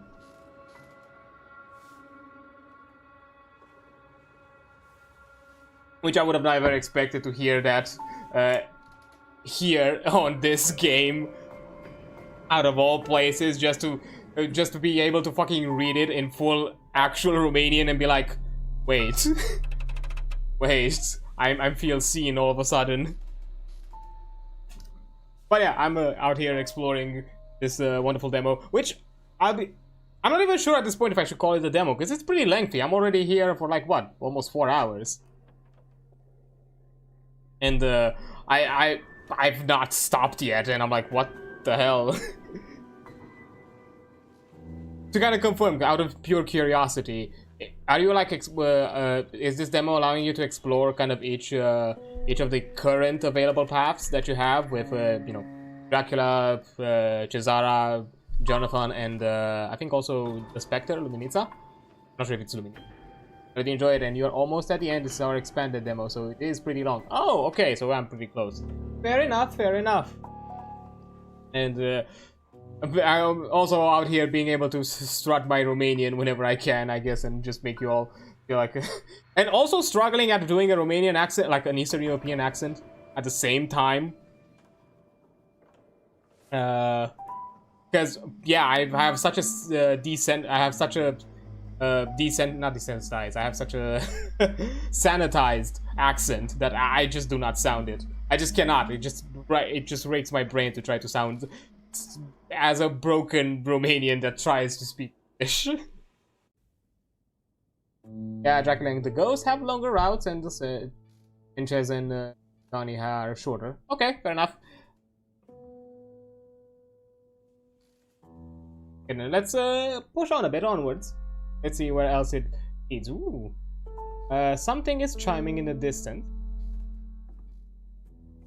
Ghosts are meant to appear where there are things left unresolved. I hope our uses of Romanian have been passable. I mean, uses of cities, yes. I don't think I've seen anything bad about it. I mean, I'm giving you full props for all the kind of period and local appropriate names. I don't know, Luminita, Ilana, Cesara, maybe. I'm not sure if it's a common name. Could be. Hard to say. Ilana, definitely. And Theodora. Not sure. Cesara is the only one that I'm kind of like... But that's purely out of me, because it might be just an uncommon name. It sounds extremely Romanian. It sounds like something I would probably hear. It's just probably not common. I've not heard it. I've not encountered someone with it out in the wilds or within the country. Uses overall, yeah, been fine. Again, if I've ever made a comment in the passing hours about like certain things that didn't feel, I don't know, culturally appropriate, it's just purely me being a bit slightly being cheeky and nitpicky, and mostly due to mostly because, but at the same time, I'm also passing it with the idea that, hey, Renfield is here. I'm as host there, might be accommodating to his Western sensibilities. And, you know, I can also logic it out. Because I actually mentioned beforehand the whole thing with Suica. Technically, because they are in Transylvania, which is the northern side of Romania, also known as Ardeal, they have a different form of Suica. They call it Palinka, which is a heartier version of it. I can tell from experience. It's a stronger, more, let's say, quote-unquote, warmer version of it. But at the same time, it makes sense to be Suica, because technically Dracula is Wallachia, which that's south of the Carpathians, because that's where Wallachia is, and historically speaking, Vlad the Impaler, that's where he reigned and did his things. Like, Transylvania, it's more of a thing that Bram Stoker's and other writers have brought in to the forefront of his kind of myth. But historically, from my knowledge, which I do want to make it very clear, I'm not the best with my own history. There's no clear evidence he's ever been in Castle Palace, which would be Castle Dracula in this depiction, which I'm pretty sure that's what you've used as inspiration. I've seen, literally, I'm pretty sure, I think I've seen some of the images that you've probably used as references, because I've also looked for period appropriate and cultural appropriate references for armors, and some of them were in Castle Palace. So I'm pretty sure it's from within there. But yeah, weird things of that sort. But yeah, Suica would be technically appropriate because of his southern region whole shenanigans. There's no evidence that he's ever been in Castle Palace. It's just maybe at best purely assumed that he might have been there whenever he would have done his refuge out of the country when the Ottomans came in, because he did refuge for a while in Austro-Hungary, and there might be a possibility, being of noble birth, that connections, contacts, that kind of thing, but you know, nothing official. But again, that's weird semantics. I'm fully understanding that this kind of thing is now part of the myth and part of the folklore and part of the fiction, which I don't care that much about it being too appropriate or not. At the end of the day, it's also kind of enjoying it. And again, as I said, I'm giving you all full props, because for like a period appropriate thing, it's been well done, both period appropriate and dialogue wise and culturally speaking. I feel like it's a pretty close depiction. I don't think again, when it comes to the use of the language, I don't think I've seen something bad used of it. Pretty appropriate. General aesthetics, general designs and all that, kind of pretty on point, and that comes also from me. You cannot see it here. You cannot see it here, but my model has its own, I have my own traditional designs on my lapels. They are just blended within the design. If I had like a higher render image, I could show it to you. I do want to redo my model and to actually make it a gold filigree, so it's actually visible. Initially, I wanted to make it subtle, but I'm just like, nah, let me just flaunt it next time I get the chance. But a good eye, it's been several images from Castle Hunedora and Pelesh, a few other places. I've expected that. It's pretty obvious. Again, I'm also pretty bad at my own history and all that, and never had my own. Yeah, I'm a vampire VTuber, or better said, Strigoi, as the locals would call it. I'm strutting my own culture whenever I can, and I have stuff in the works that is a bit more, let's call it period appropriate to maybe some of the things shown within this game when it comes to designs, but it's a bit heavier. It's in the works. Yeah, I've seen somebody, because I'm expected that a lot of it has been used for inspiration, even though I don't think we have like the biggest digital archive when it comes to this, because I know I've struggled to look for it online. I think a lot of the places are really good to see them in person. But hey, I understand, because from what I know, you're an Aussie team, and it's a long ways across the pond to get here and have a visit. But hey, it's worth it at least once, whenever you get the opportunity. And I guess in your situation, it's a business expense.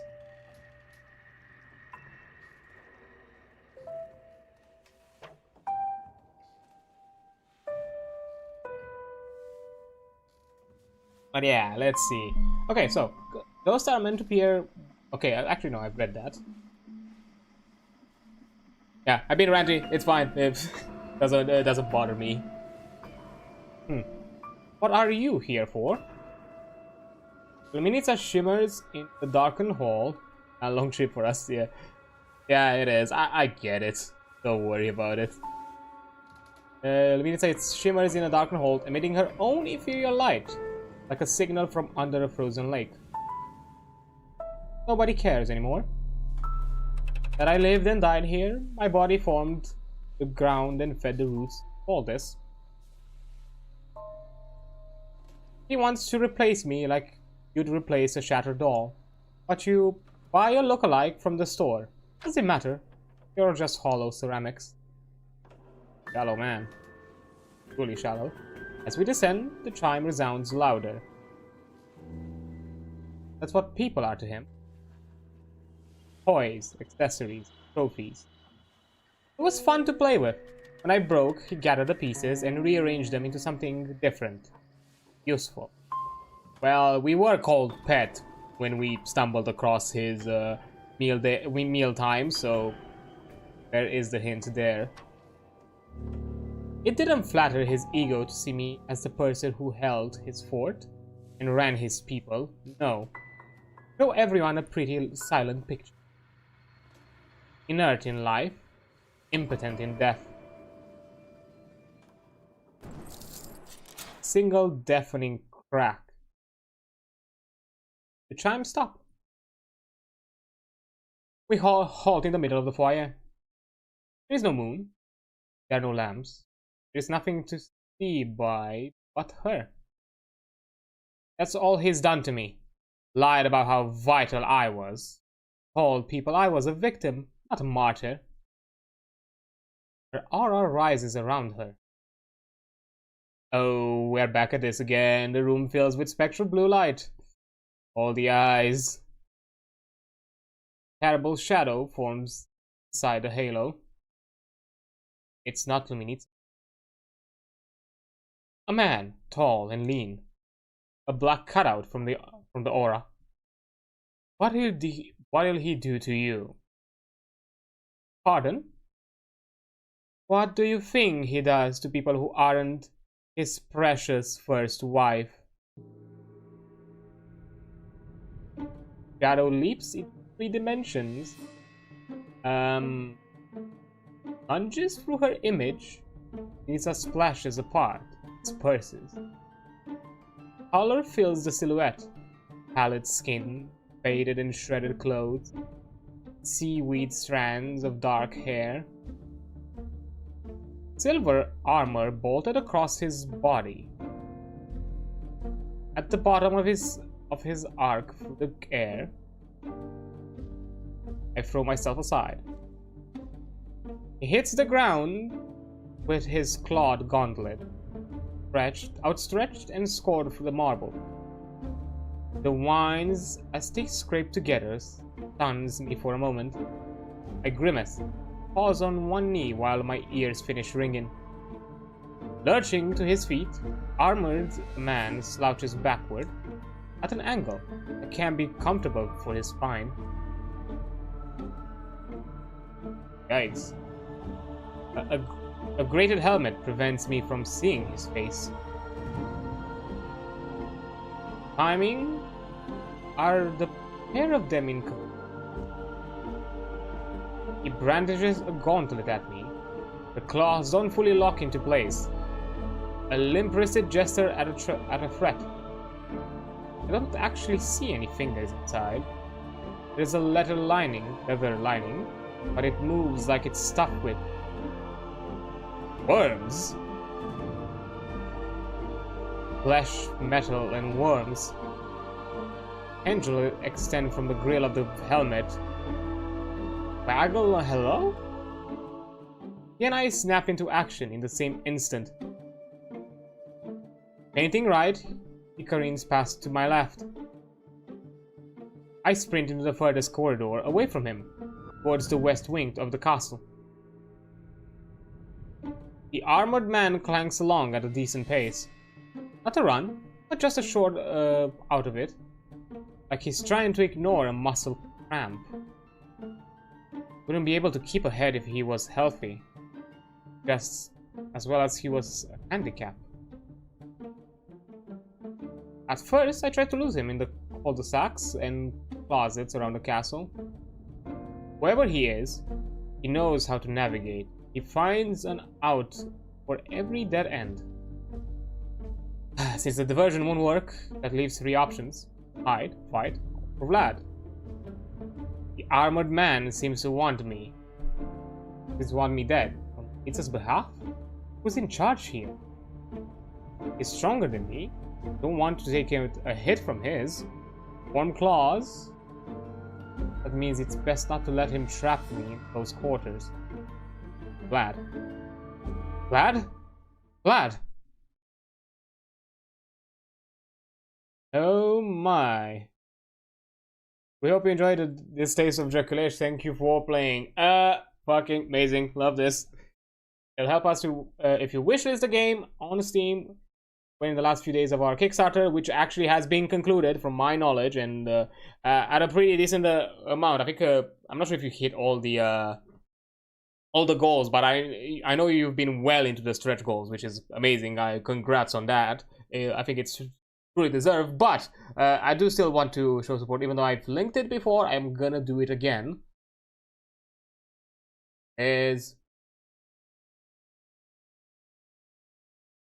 Come on, work with me, hands. Just Twitch being fussy with copy and pasting.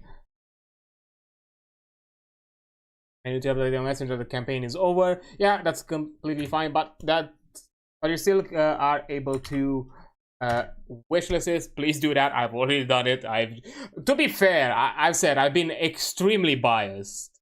I've seen it on the Blue Sky. That's where I found the game. I think through somebody retweeting it or reposting it. I was like, wait, vampire game that is very period and local appropriate with quite quite a good nod towards the culture. Sign me the fuck up. I don't care about anything else.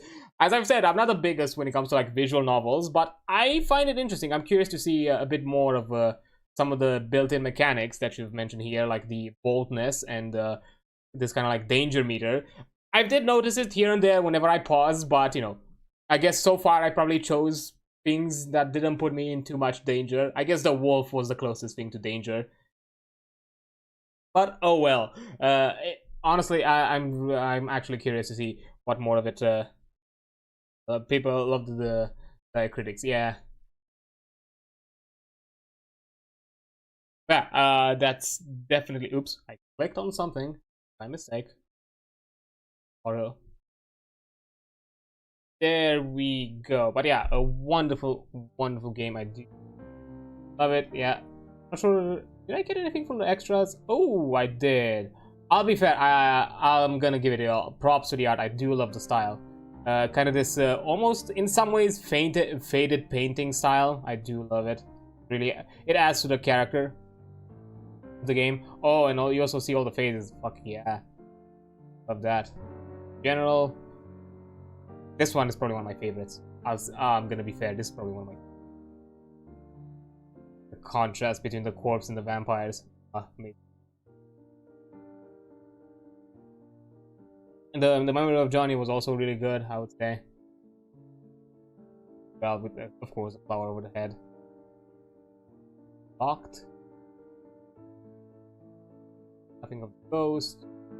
Yeah, the apex predator, the first promise. Yeah, I've not explored some of the other ones. Like this was my first attempt. I might explore it a bit more beforehand. To be fair, I really liked Ilana. I might be biased for many reasons why I liked Ilana. And now I kind of now regret. I'm probably gonna do a path where I stick around her for a bit longer, just because I would love to see more interactions out of her. I guess I like the tomboyish ones, the ones that probably are more likely to kill you, because I feel like she's probably the most likely. Even though Cesara was not too far either. But oh well. But yeah. Also, I do appreciate this is one of the few features that I think I would love to see more in games, like the extras aspect. Like that really adds a bit to the experience and adds to the replayability. Like, hey, you want all of these goodies? Try other things in the game and see what you get. Like, it's always a nice thing. But yeah, overall, great experience. Not much to complain, especially for a demo and something that was out here to kind of be a bit of a proof of concept. Like, yeah, maybe most of it are like tolerance issues, I would say, more than anything. Like, especially being a demo, like not some of the settings that I don't think they fully save properly. Not fully sure about that. It might have been just because I force closed it and then not did it properly. Because by mistake I started the game before I started streaming, so I had to kind of force close it, so I didn't do any progress or see anything. The text sometimes was a bit confusing because it refreshed and started from scratch, even through text that I've already read or already been shown. But again, it's small nitpicks when it comes on the tech side. Visually, it was amazing. I think it was a great experience. Audio as well. I'm not sure if in my case it was an audio issue or just because I might have all lower volumes. And sometimes maybe it'd be nice. At the very least on the ambient side, if not the music, because I did like the good kind of like the orchestral moments in the big scenes were really nice. But I feel like sometimes some of the scenes felt a bit dead, just not much ambience or much there to kind of fill in the quiet. Although for certain scenes it's good, like, you know, whenever Renfield was alone, and to kind of emphasize that those moments of solitude, like, yes, those are good moments, but you know, in other moments where you interact or do some other sorts of things. But again, small nitpicks, nothing. And for again, something that I still see it more as a proof of concept than I would say like more closer to a vertical slice than necessarily a demo. Or be because to be fair, you had more than just a demo here, like for running like 4-ish hours. I don't think I've had most of the demos that I played at best kept me for like 2 hours, and those were like roguelites where they were usually lengthy by their design, not necessarily because they had a ton of content. So yeah, it was really a lot of it to explore, and it's really interesting. I really like the characters there.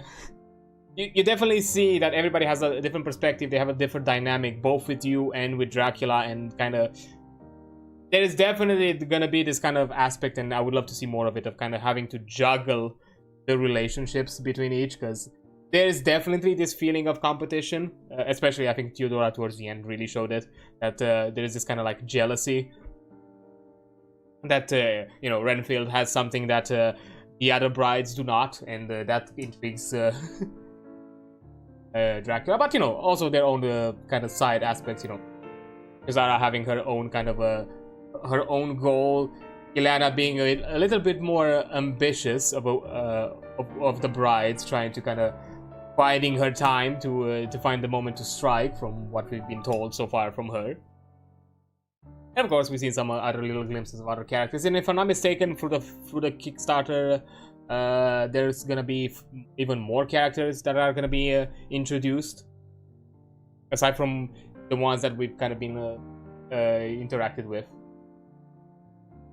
But yeah, other than to be fair, that's kind of the types of visual novels that I kind of enjoy. As I said, I'm as someone who's not much into the scene of visual novels. I like visual novels that give me something. It's not just me going through the story and having some branching choices. Like, there is something there that I need to juggle more than just I get different endings. You know, a bit of, you know, adding a bit of that interactivity, because you know, it's an interactive medium, it's an interactive art form, and I'm curious to see what more you're gonna bring out. Because yeah, those mechanics of danger, the boldness, and you know, meter, or like, you know, if you are either bold or a bit more subservient. I forgot exactly, or innocent. I forgot how called. Just my brain forgetting words. Nothing about the game not being clear about it. How exactly that's gonna impact. I'm not sure, because I've kind of skirted the line of being in between, and it allowed me to kind of choose between both options. It's why I've kind of skirted it, because I don't think I've had any moment where I was too bold to choose any of the innocent, or too innocent to choose any of the bold. I've kind of skirted that line, to be fair.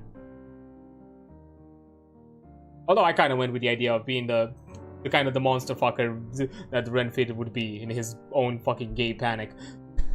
But yeah, wonderful. We try to give you things to balance. Yeah, giving other things to kind of, you know, strategize over, or kind of think like. Because those are kind of the moments I really enjoy about a visual novel, whenever I experience one, is having moments where I look at a set of choices and I kind of pause myself, because I know that it's not just me juggling a possible ending. It's maybe I'm juggling some other things as well that I need to be careful about, because yeah, I'm curious to see how exactly this is going to develop towards the end, with all the kind of like relationships kind of, you know, evolving and kind of interweaving together. But yeah. Artistically, I think it's really bold, and I think I've enjoyed it. Man, there's so many fucking good vampire games these days, like this one, Vampire Therapist, that has its own take on and own kind of interesting perspectives on the concept as well. Like, I kind of love that. We need more respect and more appropriation on this kind of content. I'll be fair with this, and that's my own bias about it. At some point, I should take the mantle, because I feel ashamed as a Romanian game dev to be thrown this kind of shade, and be like, here, look at this amazing Aussie team doing this kind of, putting this kind of respect to the folklore and myth, and I'm like, I'm all of a sudden I'm like, okay, I guess you got me played. I can't say anything about this. I need to take the mantle at some point myself. But I'll have to see. I don't have an idea exactly right now. That's kind of the thing. Because yeah, I could do like anything generally about it, but something that kind of strikes me. But yeah, I do. It was a lovely, lovely experience. I'm clearly excited to see more, and I'll keep an eye out that we can motivate you. To be fair, that's one of the things I love the indie scene a lot these days. It's honestly the one that kind of motivates me, or like keeps me a bit more on my toes, and be like, man, I could be thinking a bit more on what other things I can do myself, because you know, yeah, shit is out. It's rough out there for the industry. I'm experiencing it firsthand. I'm not gonna necessarily lie about it, but hey, it's an amazing medium to be creative in. It's rough at the current times. Hopefully things will get better. But yeah, I'm not here to talk about the doom and gloom about it. I'm out here to, because that's also another reason why I'm doing all these things on the side, which is finding gems within all this craziness, and this is definitely one of them, in my opinion. And I'll definitely keep more of an eye out for it, and once it gets its full release, I'll surely get it a try. Yeah, here's to hoping, definitely. But yeah, this is definitely on my radar, and it's something that once it gets its full release, whenever that's gonna happen, I'll give it a try 100%. With at the very least a full playthrough. I'll go with it, maybe more, depending. Depending on how many characters intrigue me, because so far I found it kind of hard. Each character felt likable in its own way, in its own kind of fucked up kind of way, because at the end of the day, hey, I'm also a Vampire the Masquerade player, so I know the kind of the fuck uppery that kind of the concept of vampirism can be, and how exactly how you can romanticize it in a really twisted way. Yeah, definitely. But I think that's a good spot for me. Let me also put my chatting, because even though initially I said that I'm gonna do a demo grab bag of things today, this took a lot longer than I expected. So because of that, I don't think I'm gonna play anything else, because I don't think I can have something to try within an hour. Probably I do, but at this point I feel like having a full stream dedicated to this game, I think it's worth it. For putting all this work, it's deserved. I'm not gonna jump on anything else. Again, I've linked the game. I'm also gonna do it on the post-stream stuff as well.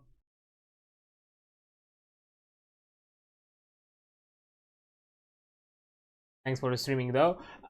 Starting with ours, yeah. Of course, it was a pleasure. Again, it was one of these things that I saw it and I had to give it a try.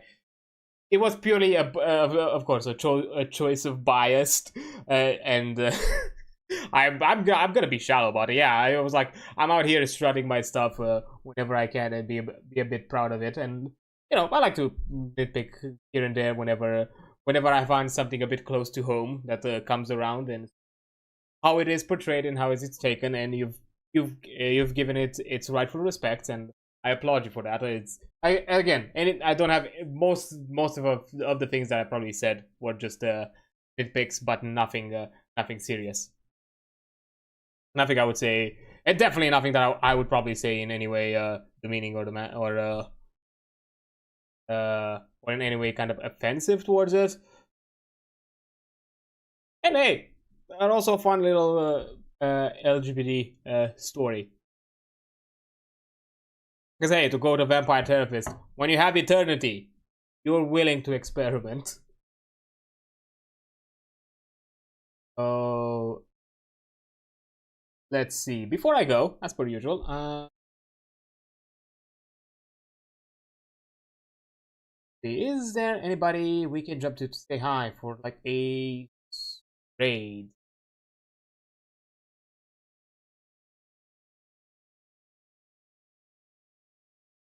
Okay. Also like to do something still in the kind of section of things. Like, is somebody in an indie game? Really indie?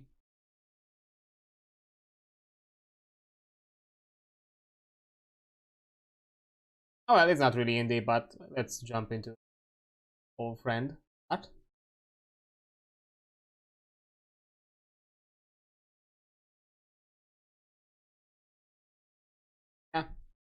Oh yeah, she's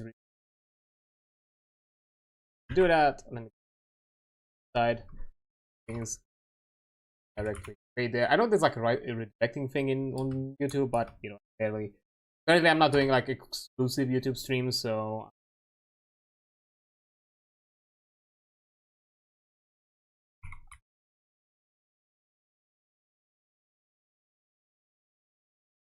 So you know, I have not really looked into it. Like probably for like exclusive play, but not now. Okay, click this thingy raid. Oh, so we are jumping at Willow's place, Willow Tree Necromancy. She's currently playing some Animal Crossing New Horizon. Pretty cozy, chill game. So that I was trying to look for like something indie, but just didn't see something that picked me out of the people that I usually get. So just give out the raid messages. The first one is for those who are not subs, and the second one is for the subbers as well. But yeah, that's gonna be it. Once again, I'm just gonna say, like, before I go off, like, again, I've linked the game a bit above in chat. Do check it out. I'm also gonna do it on the post-stream things with Drăculeşti, so please give it a look, see, give it a wish list, try the demo out, maybe explore some other paths. Because for me, until the full game gets released, this is all you're gonna see for me on stream. Once we have a full release, definitely I'll do it. I'll jump at it again and see it in its full glory. But yeah, it was fun.